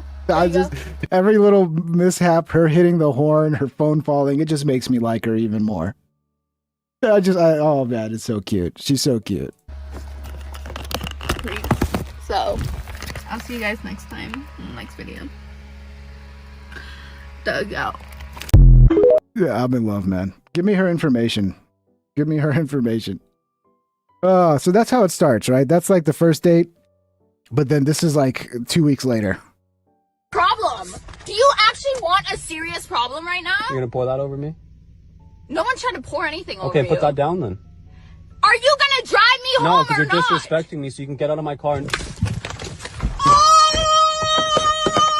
my god! You're so soaking wet and disgusting, like a fucking rat. That's what you deserve. Look at you, you're such a disgusting rat. Oh, Problem. Oh, she's a nasty one. It wasn't bad enough. You spit on him. This is how it goes. Like the first day, she's like the last video we saw. She's like the sweetest thing ever. I cooked food for you. 2 weeks later, she's beating you over the head with whatever object she can find and spitting on you. But it always starts so nice, man. It always starts so nice. Here's one who, guys, we lost her. She's no longer, white guys. I mean, if you're black or not white, you got a shot with her still. But us white guys, man, we missed out on this beautiful woman. Friendly reminder, as a white American woman, yeah, I will no longer be dating white men. I'm looking for anything other than a white man. Okay? Just a heads up. Friendly reminder. Okay, sorry guys, I just wanted to let you know she's off the market. I know, very depressing. That's a tough pill to swallow. But don't worry. Don't worry. There'll be others. I don't know what compels women to make videos like this. Lady, go spend some time with your grandkids and get off the fucking internet. Now this one, I also might be in love with this one as well. Getting in the car? You have to, okay? You don't have a choice. You're under arrest. Have a seat in the car, please. No, let her go. That's it. I'm overriding. Sorry. We're gonna have to let her go. There's no way we can arrest her. Let her go. She's an angel. She's a beautiful angel. I don't care if she was drunk driving. No one died. Let her go. No, I'm not getting in the car. You have to get in the car. Why? You're under arrest for driving under the influence. Okay? I'm just not getting in the car. You have to get in the car. Come on, you gotta get in the car. Please have a seat in the car. Come on, get in the car. Don't make this harder than it has to be. Go. You don't have a choice. You're under arrest. Please have a seat in the car. I said, but do you see how I'm dressed? Do you see all this? You're telling me no? Let her go. She's free to go. I'm sorry, but what in the test that we did just proves that I That could all be explained later, but you are under arrest, okay? I'm not going to go under the arrest. You have to. You don't have a seat in the car. I'm not going in this car without knowing You failed what the I test. did when I didn't fail no exams. Miss, I'm sorry. Get into the car. Have a seat in the car now. See how patient they're being with her? Now, if she was like 400 pounds and not attractive, do you think they'd be this patient with her? Oh, yeah. Give her all the time she needs. Give her all the time she needs, okay? We don't want to have to put you in the car. I didn't fail my exams. So Okay. He's trying so hard not to look down. He's like looking over her head. He's like, just keep looking straight over her head. Nope, don't do that. Whatever. Nope, stop it. Don't look. You got to feel for some of these cops. It's not an easy job. I don't. Have a seat in the car. Get in the I'm car. not getting in this car without Have a seat in the car. knowing what. Miss, get in the car. I'm Have a seat in sorry, the car. but it's scaring me because I don't know Okay. what I did. Oh no, don't make her cry. Don't make her cry. Let her go. For real. Let her go. So what? A lot of people drink and drive. I mean, this is the type of chick who will end up like fucking slamming into a house with a bunch of fucking, like a whole family in there. Okay. When I didn't do But you're anything. being told you are under arrest. Okay. Have a seat in the car. Respectfully, sir, I am driving home to my family and I didn't do anything. So She did the little bounce. I bet you that was on purpose. She knows what she's doing. She knows what she's working with there. why are you accusing me? We're not. You are under arrest. No, I would make a terrible cop because I feel bad for everybody, particular platypus. He says, Pink shall never be a cop. I would. I'd be a terrible cop. I'd hate to arrest anybody. I feel bad for people too much, man. I'm too sensitive. You have to get into the car. Have a seat in the car. I didn't fail no exam, Okay. so why are you, I'd be like, okay, sweetheart, look, I'll tell you what we're going to do. We're going to call somebody to come pick you up. And, let me get your address, though. Let me get your number in case we need to follow up. Just kidding. I would never do that. I would never do that. But honestly, yeah, I'd have a hard time with this. I have a heart. I have a heart. Have a seat in the car. I have a lot of things going on tomorrow. Okay, get in the car. Oh my god, this is not fair because I'm literally trying to become one of you stupid people respectfully. But She's trying to become a cop too, and she'd be such a hot cop. There are some Latina cops that are just so fucking, oh my god. Imagine her in a uniform arresting you. Be a lot of dudes trying to get arrested by her. Well, have a seat in the car. not fair. Listen, if you want to have a chance of listen, because the guy if you want to have a chance of anything, listen to our instructions and have a seat in the car. Have a seat in the car. Because you know what it is. Have a seat in the car. We don't want to have to put you in the car. You literally were your whole life, but you're not trying to help me. Okay. Well, help or hump? Which one was that? She would be the worst cop, but damn, she would look good doing it, Skin Doggy Dog. She would be absolutely the worst cop, but I think just her looks would stop crimes. just showing up to a crime scene, people be like, damn, wait, stop beating that dude up. What's up, baby? Come here, talk to me. Yeah, she could actually be good for crime statistics. Just send her into the worst neighborhoods. Yeah, I don't know, man, but I think they should let her go. Yeah, 100%. I'm on her side. 100%. Here's another one. I mean, American women they're doing great. They're doing great, guys.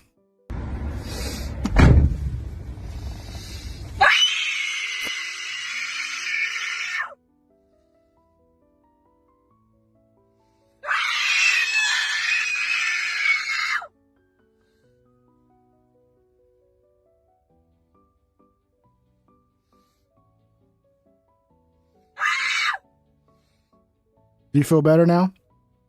Do you feel better? This one should be locked up. You're not cute enough to behave this way, okay? Lock her up. Lock her up. I imagine some poor souls out there dating her right now. I can't imagine. I saw this clip. We're just running through a lot of the shit I went through this week that I haven't gotten to yet. 2 ex-mob bosses fighting over who was the worst person is crazy. What I did on the street, I did. You can keep using that BS. What did you do? Say it. Say what the fuck you did. What'd you do? Huh? What did you do? I did a lot. It's all over Like the what? fucking What did you street. I do? don't know. What did you do, Sammy? I'm involved in 19 What did you do? Three fucking mafia Oh, wars. that's your badge of honor. Your badge of honor. You killed 19. You put a gun in the fucking back of 19 guys. That's your badge of honor. I didn't shoot 19 guys. I'm involved in 19 murders. Good for you, Sammy. Yeah, What a hero I'm you involved in 3 mafia wars. What a What hero did I you do? are. I What a raised the hero. construction business with unions. What'd you do with the fucking phony bullshit with the gas and Sammy? taking down performers? What's Sammy, your father's phony? name? Phony? Yeah, phony. Get it, Sammy. You fucking Phony? you Let didn't me even try tell to you shake down Michael Jackson. It didn't work. Oh, Sam. Let's bring back the mob. We need to bring back the mob. This is what we need. But, bring them back to do podcasts. Maybe they can do like low level crime. That's great. But we need mob podcasts. We need Tony Soprano level mobism. But all of it to be live. Live stream it on Kick. That's a good way to bring back the mob. Live stream yourself on Kick. Watch the money roll in. Yeah, this guy's always weirded me out. Like, I'm an ex-mob guy, and now I'm just, like, everywhere on the internet. I'm like, I don't know. Why, would a real mob guy take this career and be, like, try to become an influencer? I don't know. It's just weird. It's 2025 is a very weird, strange time to be alive. So, yeah, we talked about this before. Trump has been talking about deploying the National Guard to, like, Chicago, to, like, all these cities where crime is out of control. And, the mainstream media keeps trying to make it seem like people are against this. And then they go to these areas and they ask like the black population who are suffering the most from the crime. And they're always like, fuck yeah, we want this. My first reaction was that this is a good thing. I think that the governor as well as the mayor should be on board with it just so we can get a bit more of security in Chicago the way that we need. The crime has dropped since 2024. Do you feel like the city feels safer? No, not at all. He's trying to lead her and be like, but isn't it safer? The crime statistics went down by 1%. No, especially with the police being defunded. My first reaction. So yeah, dude, I think Trump's going to win more support from the black community if he actually goes in and their lives get better and they have to like less concern about being a victim of violent crime. They're going to appreciate that. But yeah, I get it. Oh, it's a slippery slope. Blah, blah, blah. Dude, the crime situation in some of these cities like Chicago, it's a fucking war zone, dude. It's a war zone. And so, I don't know, maybe we just let the citizens continue to live in a war zone, or maybe we should do something if the locals aren't going to do anything and they actively make it worse. Cracker Barrel. Now, this one hits very close to home, the Cracker Barrel story, because I am a huge fan of old school Cracker Barrel. I did a lot of traveling in my time, and sometimes, like, you know, if you do a lot of traveling in the South, there's a lot of fucking Cracker Barrel stops out in the middle of nowhere. And what really made me love Cracker Barrel was the hash brown casserole. Okay, that is fucking amazing. You know, it's just real simple. You know, you go for some breakfast, a couple slices of bacon, some eggs over easy, and then some hash brown casserole. I mean, you can't go wrong with a breakfast like that. Now, the biscuits, I'm not a biscuit fan. Fuck biscuits. That's the one thing that used to annoy me, is that I'd have to request toast. I had to be like, look, I don't like biscuits. Can you give me toast? I want toast with my bacon and eggs. I don't want biscuits. Biscuits can suck my... Yeah, they did this little makeover here. You know, here's old Cracker Barrel, which everybody loves. Everybody loves them, the old Cracker Barrel. And then they're trying to change it into this stupid ass, like, looks like every other shitty fast food place. It looks like a Five Guys, like a shitty Five Guys. Like, what the fuck? Why would you do this? Well, here's my theory. Obviously, they got woke idiots running things. That's part of it. But the main issue that Cracker Barrel is facing is an issue that many restaurants and many businesses that rely on the consumers are facing right now. And that's the fact that people don't have the money to fucking spend. I'd love to go to Cracker Barrel. I'm going to stay home and make bacon and eggs at home because it's too fucking expensive and I don't have any free income like most people right now. They just don't have the fucking extra money to go eat out. So all these businesses, all these restaurants, you go there and they're always dead. Nobody's there. The service sucks. Everything costs way more than it should fucking cost. And so they're sitting there seeing this and going, damn, like something's wrong. We're not getting enough business, yada, yada, yada. Well, maybe we can try changing things up. And it's like, no, the problem isn't that you need to change things up. The problem isn't that your decor needs to change and the food needs to change. No, the problem is people just don't have any fucking money, dude.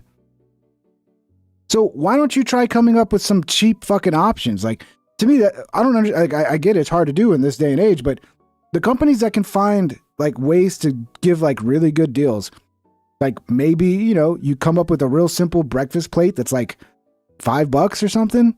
Like, oh, here's 2 slices of bacon, 2 eggs over easy, and 2 slices of toast, and some hash browns, and special deal, $5. That's what will get people inside to eat at your place. Give them a deal where they can go, holy shit, if I go there, I could get an actual breakfast for $5, $6, $7 with some coffee. People will fucking go. That's the deal. Like, we need fucking deals. We need like opportunities to go and get some food. Like, that's what's gonna, because like right now it's a consumer who just doesn't have the money to spend, and what's gonna get them in is figuring out ways to give them deals. To get in there and go, oh, you know, actually, it's not that bad. They have this thing that's on special that I can get and not fucking break the bank getting. But none of them seem to be going that route. I heard McDonald's has actually said they're going to go back. They like apologize. McDonald's is like, yeah, we've kind of gone in the wrong direction. We need to get back to like the value menu because that's what our customers want. They want to come and, you know, save money. Like, yeah, McDonald's is never going to be considered gourmet no matter how much you charge for your fucking food. But yeah, they went back on everything. Cracker Barrel, they're going back to the old look. They need to go back to the old menu because last time I ate Cracker Barrel, it was not good. Not good. And I don't know if it's just another symptom of just everybody has a hard time finding workers who give a shit about their work. I don't know what it is. They're getting cheap. They're being run by the Taco Bell people. Like, the last people you'd want to hire is Taco Bell because Taco Bell is like, they've been rewarded for doing everything wrong for a long time now. And it makes no sense. It makes no sense how they can have like this garbage fucking food and then overcharge for it, and yet people still love Taco Bell. It's like they're a one-off. Taco Bell should have already went through this shit and been like, customers been like, no, I'm not paying $3 for a crunchy taco that costs 25 cents to make. No, I'm not doing it. But no, people still do it because people are retards. So yeah, they're pulling all this back. They're even getting rid of all the woke DEI stuff. Like, it's pretty great. The problem is, I don't think there's a way to solve your problem, Cracker Barrel, unless you can figure out how to deliver a product at a price that brings people in, because that's what you're going to bring. That's what's going to bring people in. Give them something that feels like a deal, because people can't afford to eat out, and that's the biggest problem. But yeah, God, this is such an ugly fucking look compared to the old classic Cracker Barrel that was just beautiful.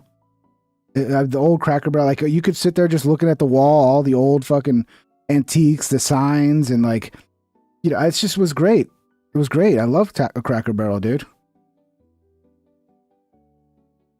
This guy had the best message about it, to be honest. Saw something on the internet. Dude said he ate in a remodeled Cracker Barrel and he hated it. And I want to join in on the hate. If the Cracker Barrel don't look like the Jim Crow South, I can't eat there. You got to have the racism aesthetic. You got to have the rocking chairs and the hint of segregation in the air. If I don't feel like I'm on the set of Sinners, then how do I know I'm in a Cracker Barrel? This is a gentrified Cracker Barrel. They done took all the character out of it, and I know the edges of the pancake ain't burnt. I gotta feel like somebody wants to say, "Good morning, boy," when I go in, with respect. And no respect at all. I feel like they want me to work there, but they don't want to pay me ever, and I've got to live there. That's Cracker Barrel's thing. If you take that away, what is it? A Denny's, a IHOP, a place I don't want to be at. Dude, I love is it hash brown casserole? Am I forgetting the name? It's been so long since I've been there. Hash brown casserole. Cracker Barrel. They better not have got rid of that. I love that shit. Yeah, hash brown casserole. Oh, it's so fucking good, dude. It's so good. Actually, copycat Cracker Barrel hash brown casserole. A simple casserole is made easy with frozen hash browns. Copycat. I gotta figure this out. I'm gonna make my own hash brown casserole. Fuck them. That shit is so good, dude. I fucking love it. Not healthy, I'm sure. But for a cheat meal, yeah. I need to have me a cheat meal with some hash brown casserole. You know what I'm saying? And here's an interview with the original, one of the co-founders of Cracker Barrel, Tommy Lowe. And I think this guy, I want to go to a Cracker Barrel and eat at a Cracker Barrel with this guy. From the mid-state all the way to the White House, the bungled brand makeover that's been the talk of the nation, even catching President Trump's attention. Cracker Barrel, you know, or may not know. 15 away from 100, boys. Smash the thumbs up if you're enjoying the show. It's much appreciated. See if we can get to 100. And if you want to support the show, you can become a member or send a super chat. Thank you, guys. Got to start right here in the mid-state, headquartered still in Lebanon. Also out in Wilson County, one person who is watching this country fried drama with particular interest, one of the restaurant's co-founders, and he invited me to pull up a chair to chat. You got to have some hog jaw in the beans. At 93 years old, Tommy... Jenny, have you had the hash brown casserole at Cracker Barrel? I looked at the ingredients. It's simple. It's just hash browns. I think they add like sour cream and then cheese. I don't know a shit about casserole, but if you haven't had I don't know if it's typical of a casserole, but the hash brown casserole, I've never heard anybody not like it. You got to go try it there, dude. It's so good. Tommy Lowe clearly remembers so opening good. the very first Cracker Barrel. On September the 19th, 1969, I went out, that was Monday morning, I went out and unlocked the door. And the people just came in. It was a partnership between two friends, Dan Evans and himself. An old country store and restaurant, along with a filling station. They just needed a little backing. Yeah, Dad's back. It's talking about, I do like Waffle House, too. I love me a fucking sloppy, fucking old-fashioned breakfast, dude. It's so hard to fuck up breakfast. You just need, like, decent workers, you know? It took forever to find 10 guys to put up $10,000.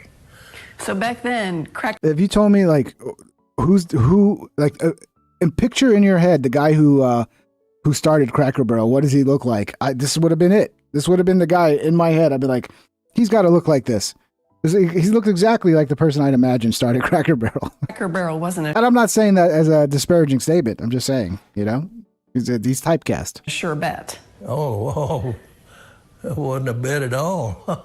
But as we all know, some 600 stores later, it did pay off. When Cracker Barrel started, and you had this idea from visiting this old general store, what were the tenets of your business that you thought would make it successful? Well, it was just a country store, so country people. You can see that in one of Lowe's cherished heirlooms. This is the original menu. Yeah, there's a country boy with $1.95. And you can almost taste that country. Dude, nothing breaks your heart than looking at old menus. Like, go look at a McDonald's menu from like 2000 and look at the prices. It's like, oh, what happened? Oh, I remember just getting changed from underneath the couch and going out to eat. I remember they had like a knockoff Taco Bell. It wasn't Taco Bell, but it was a knockoff Taco Bell in my little small town. Dude, I remember going for like $1.50. I got like 2 tostadas and 2 crunchy tacos. And I was like, oh, America's gone. We lost what made us great. Cooking. We served a center cut piece of country ham on there with 3 eggs and grits and hash browns and biscuits and jelly and gravy. All trademarks of Cracker Barrel, just like Uncle Herschel on the company's logo, until a brand refresh took a bite out of the barrel. Now, when you saw this logo rolled out the other day. Oh, that's crazy. That's nothing. It's a bland nothing. It's pitiful. Following public outcry, presidential pressure, and a stock plunge, late Tuesday, Cracker Barrel rolled back its decision, making what's old new again. They're trying to modernize the be more like the competition. Cracker Barrel doesn't have any competition. For Lowe, who went from vice president of operations to a decades-long board member, then loyal customer in retirement, it is just the latest misstep following a very expensive restaurant and menu update. It's now part of my bucket list. I want to go to Cracker Barrel with this guy and just bitch about how terrible it is. I want to sit down, have a nice meal. I order extra hash brown, because you got to get extra, right? They never give you enough hash brown casserole. You got to get an extra side of hash brown casserole. And we'll hang out, man. We'll play that game with the pegs or whatever that nobody can ever win. Or maybe we'll sit down and play some checkers. And we'll talk about how terrible things have gotten with America. I would love that. I could do all day just hanging out with that old man. Under the direction of CEO Julie Massino. Has the CEO is coming up on 2 years of being in that position. Has she ever stopped by and said hello? I don't have any idea who she is. And she doesn't have any idea who you are? No. That's disrespectful. Well, fire her. Get rid of her. She's the problem. We need to bring in an old man. We don't need to bring him in, but just somebody old who knows what life was like 40 years ago. Somebody with some life experience, man. Oh, yeah. These women are ruining everything. Everything. Everybody wants to copy the Taco Bell method of like, oh, I didn't know you could actually make food for 10 cents an item and mark it up 5,000%. People say, well, this is the way. No, go look at how much they're marking shit up now. Companies are taking advantage of it. Both things can be true. We can be having inflation.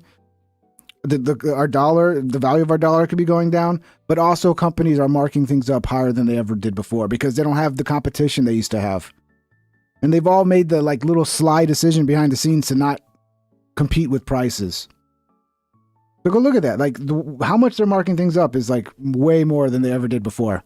Because they constantly have to show more profits. And it's eventually you have to fuck your employees and the consumer in order to do that.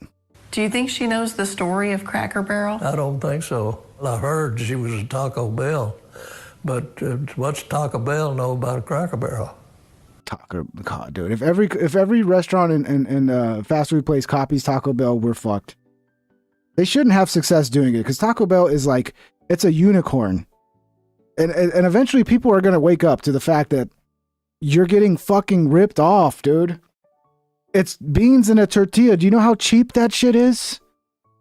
Do you know how cheap that shit is? A little lettuce, a little cheese, mostly lettuce, tomatoes, and like they barely put any real meat in there. You buy something that's like a little sprinkle of ground beef at the bottom. And country food. And the food is something that they need to work on. Spending $700 million to do that is all I've been doing. I'm just throwing money out the street. Lowe says from the beginning, simplicity and authenticity were the main ingredients in Cracker Barrel's winning recipe. And today's CEO should bet on that. If they don't get back to keeping the country, then it ain't going to work. I like that guy. I want to hang out with him. I want to hang out with him all day. This little child. Somebody tells him he looks like a Chinese person. And of course, it seems like what this guy tries to do is just get like anybody that calls in that he doesn't like. He just like tries to make him into a racist as quick as possible. Hey, do you support Trump? Bite the bullet. You're in the stream. You do. I am. Okay. Okay, great. Now let me figure out a way to make you racist. Okay. All right. I'd love for you to pick up maybe where the last guy. Yes, we should boycott not Cracker Barrel. Cracker Barrel. I don't think we need to boycott Cracker Barrel, but we should boycott Taco Bell. We should boycott Taco Bell. I have friends like Davey, like they eat there every fucking day. And it's like, dude, what are you doing? The food sucks. A lot of it's not even real food. The way you know Taco Bell is not real food, don't eat it for like an hour and see what happens. And it turns into like paper. It turns into fucking paper, dude. It's disgusting. Just like, ugh. No, you're lagging. You're lagging pretty bad on me. You're lagging. I mean, like the voice, your voice is like not moving with you look like a Chinese person. What? Uh-oh. Alarms, racist. We got him. We got him. Your lips, I guess it's my phone. Wait, I don't know. What do you mean anyway. I look like a Chinese person? What? Okay, like when you watch a Chinese movie and their lips are not moving with the sound. Are you talking about like dubbed movies? She might be from the generation like I was, where like every weekend they would play like kung fu films, and you would see that like every weekend, and yeah, they would dub it, and the dubbing would be terrible. So like they'd be like, "I'm going to fight you," that's what she's talking about. Like you look like one of those kung fu movies where they're dubbed and the lips don't match the fucking voice. But Chinese, why Chinese? Why did you say Chinese? Do you hate Chinese people?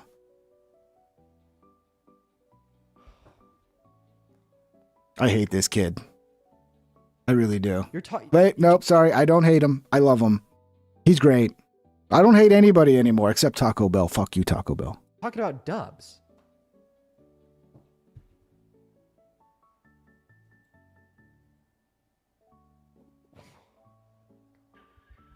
It's okay. No matter. I'll just like not look at you because I can at least still hear your voice. I don't even like.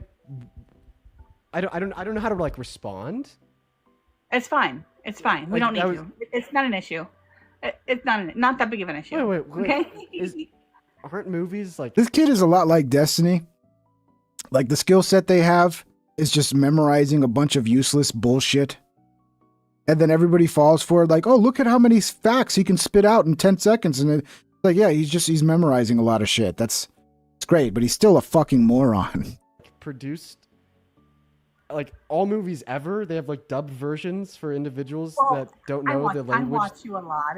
It's just not normal. I don't normally see that on your videos. So, but anyway, like maybe she's just like a particularly big fan of anime or something.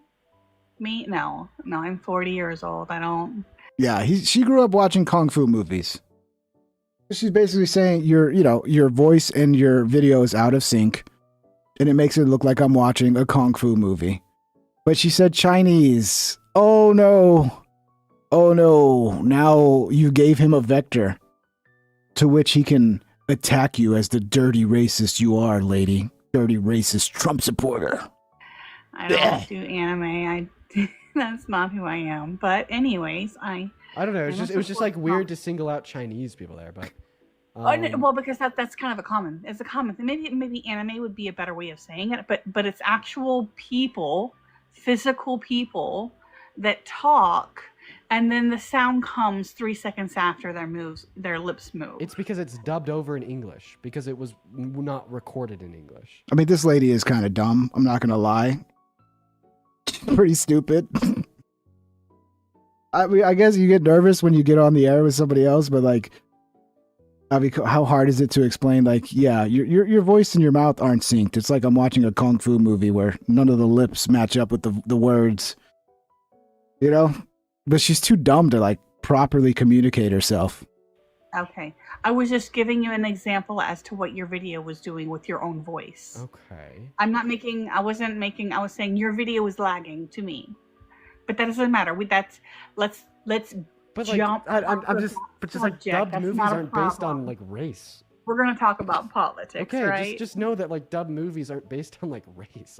Oh, it's so racist. It's so racist. No, in America, the dubbed movies we see are from other countries. And us, at our age, most of the dubbed movies we saw when we were young were kung fu movies. Okay? So that's what she's saying. But no, lock her up. She's a racist. You got it. You won. You won, kid. You're the champion debater. The master debater. So this is one of the things I've been disagreeing with Rogan on. Well, not this one. Not this one, the next one. But yeah, here's Rogan talking about the mental health crisis. I haven't seen his take on the school shooter, but I'm sure it's going to be a doozy. Oof. This whole thing is so crazy, man. It's so terrifying that someone would want to do that to kids. It's so terrifying.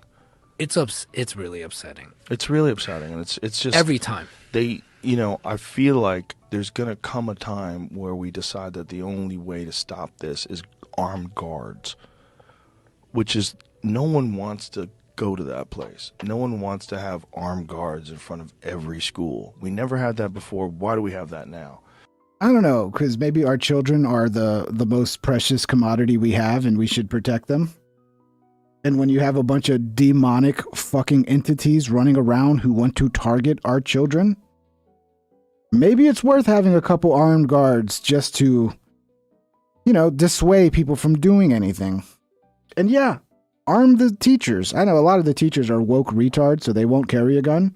But there's bound to be a couple fucking, you know, gym bro, fucking, you know, the gym teacher or the football coach. I'm sure they're willing to carry. And I get it. I get that no one would want that. I mean, it's horrific. But I also get that, like, I don't see any other way to protect this idea that you're going to take all the guns away. They're not going to go for that. It's not in the Constitution. It's not in the Bill of Rights. You're not going to. The Second Amendment, people aren't going to just give their guns up. As fucked up as that sounds, because it's not the law-abiding people with guns that are the problem. It's people with mental health problems. That's the problem. And they get a hold of guns. So how do you stop the people with mental health problems from getting a hold of guns and doing this? That's the real question. And I don't know the fucking answer. And I don't think anybody does. That's why no one's done anything. And the best that anybody does is put armed guards in front of schools. And, you know, and then people get upset on social media and they talk about taking guns away. And then it becomes a big discussion of whether or not that's the answer to this and and whether or not that promotes tyranny, whether or not disarming the people is like good for us overall. Is there anything that's a net positive about the country being armed? Is there anything that's a net positive about the Second Amendment? And when those conversations happen, that's when things get very interesting. And you find out why we agree on certain things, while we disagree on other things, and what we think is the cause of these horrific tragedies. And one of the major causes is clearly that to order to do something like that, something has to be horribly wrong. And we have to figure out, like, is there a way to spot that? Is there a way to stop that other than armed guards? Is there a way to reach that person? Should we be more sensitive about people or is it impossible to detect? Is it some people just hide it until they want to do it? I don't know. I don't know the answer. Yes, I want a teacher fucking carrying a Glock 17. Parent taken. Yeah, obviously they should keep it in a way that the kids can't get a hold of it, obviously. But yeah, there's always some crazy circumstance where the kid, you know, gets a hold of it and no, I mean, the thing is, if the kid wants to get a gun, he's going to get a gun. The crazy person wants to get a gun, they're going to get a gun. You can't stop that. That's the sad part. You can ban it, you can do everything you want to do. They still can get a weapon of destruction, right? So yeah, let people be armed, dude. I'm in Texas. It works out for us really well, so. Joe Rogan, it's insane, the targeting of migrant workers, not cartel members, not gang members, not drug dealers, just construction workers showing up on construction sites and raiding them. Are they here legally, Joe? Are they here legally? That's what I'd like to know, because if they're not here legally and they came in illegally, then fuck them.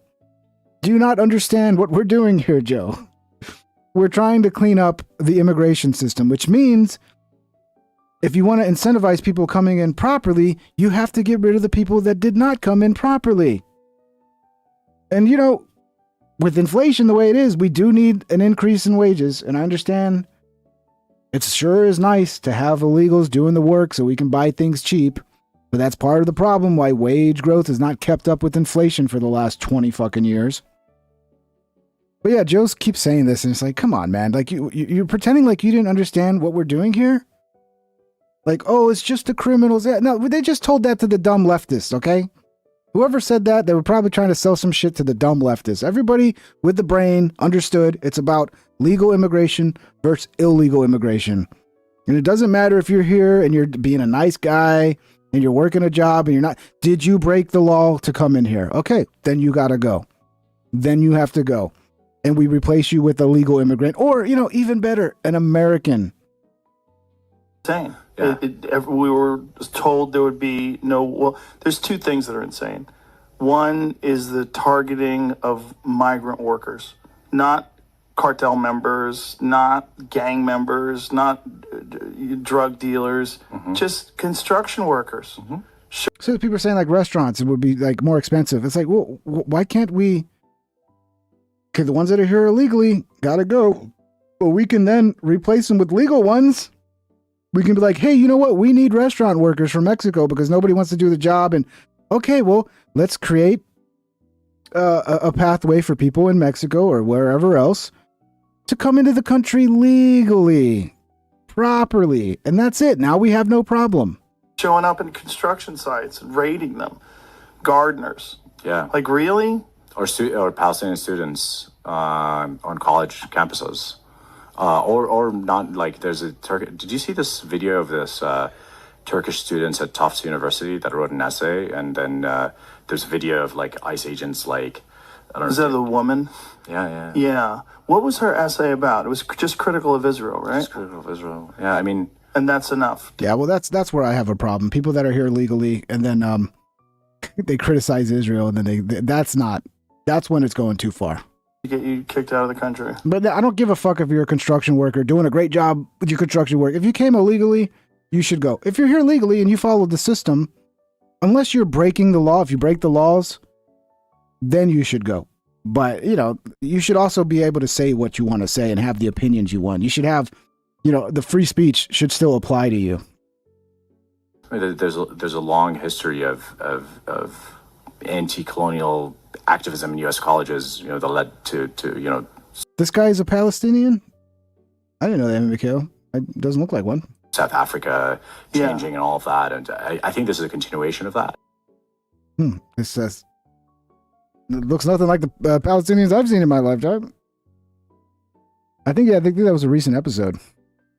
But look, Joe, when you find Don Lemon agreeing with you, you might be on the wrong side of an issue here. Say, Joe Rogan, mark this in your calendars. I don't know if hell has frozen over. And I'm sorry to make you guys watch this video. This will be, you know, we'll try to never play another Don Lemon clip after this. I actually agree with something that Joe Rogan said. I agree that it is outrageous that the Trump MAGA administration, that it is rounding people up off the streets, abducting them, kidnapping them without due process, and sending them to El Salvador, to these concentration or work camps. Okay? Outrageous. So I agree with you, Joe Rogan, but guess what? Too little, too late. Because it's people like you, number one, you're a big part of it because you endorsed him. And the ones we were sending to concentration camps, the El Salvadorian prison, are the actual gangster criminals. Everybody else is just sent back home, dude. You came from Mexico, go back to Mexico. You came from Guatemala, go back to Guatemala. But they love to lean on that, like, oh, they're rounding up all these people and they're just putting them into concentration camps. No, they're sending them back home. And the really hardened criminals who they don't even want them back in their home, that's the ones that get put in into El Salvador prisons. You voted for him when people warned you that Donald Trump and all of the people he would put in place would act in undemocratic ways, that they did not believe in democracy. And so this is proof, Joe Rogan. So while I agree with you, I say too little, too late.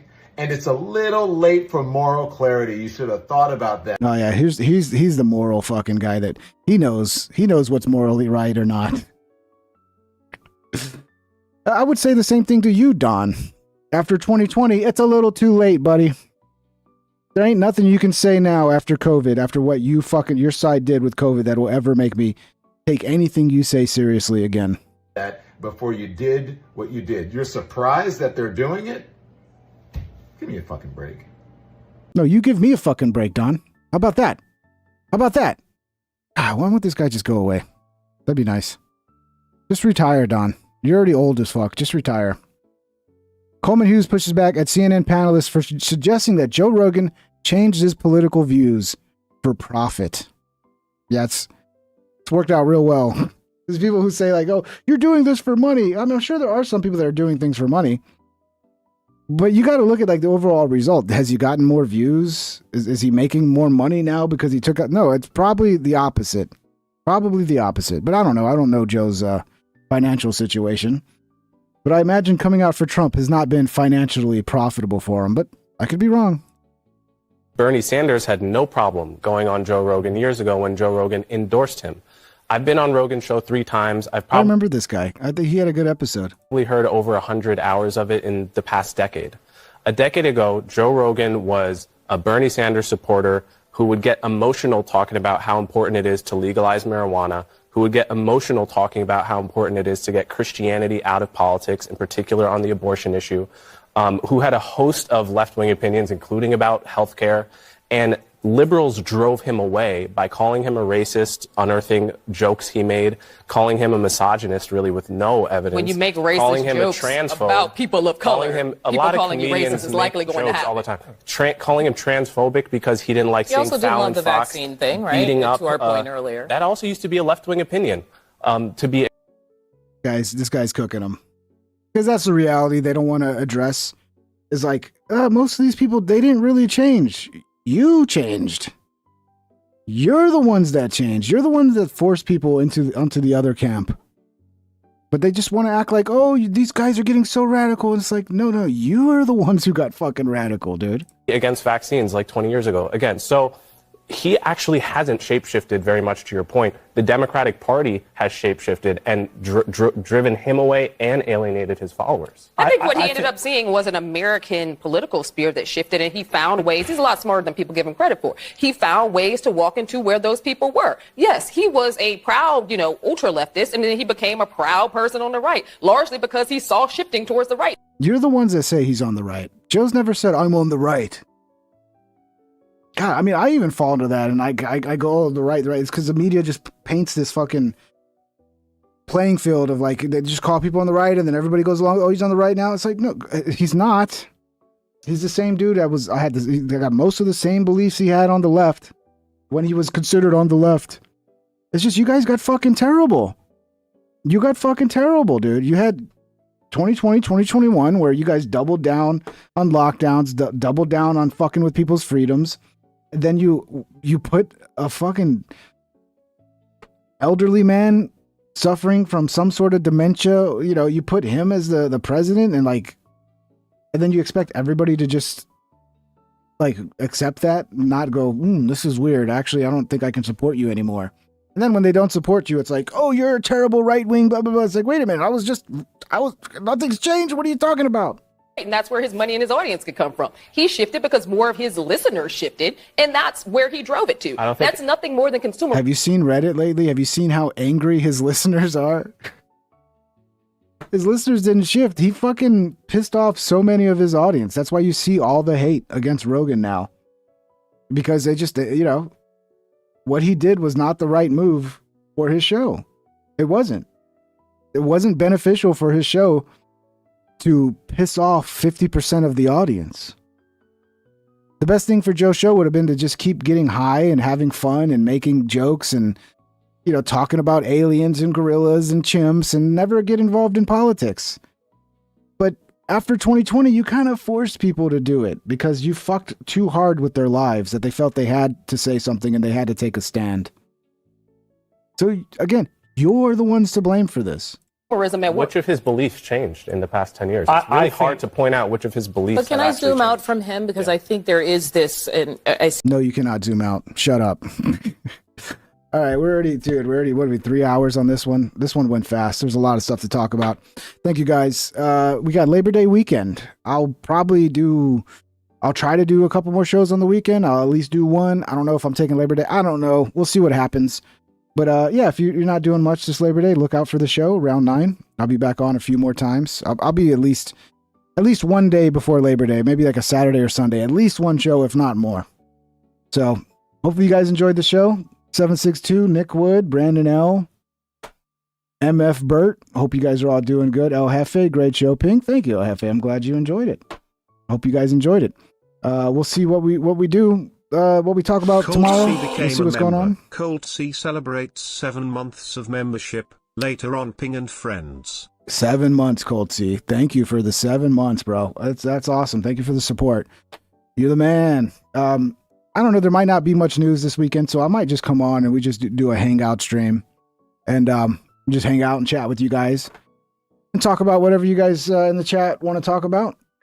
because I don't know what there is to cover this weekend. We'll see. Maybe they'll actually lock up Raja. Maybe he'll get locked up. That'll be interesting.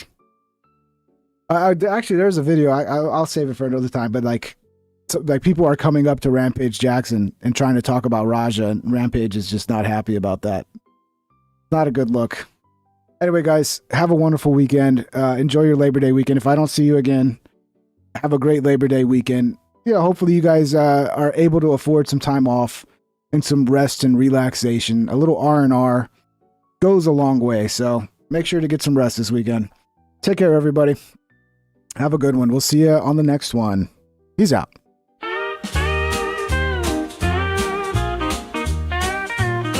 Please subscribe and hit the like and ring that bell if you want notified. Here's some other videos to watch that you might like or you might not. Have a great day, my internet friend. I hope I'll see you once again. Please subscribe and hit the like and ring that bell if you want notified.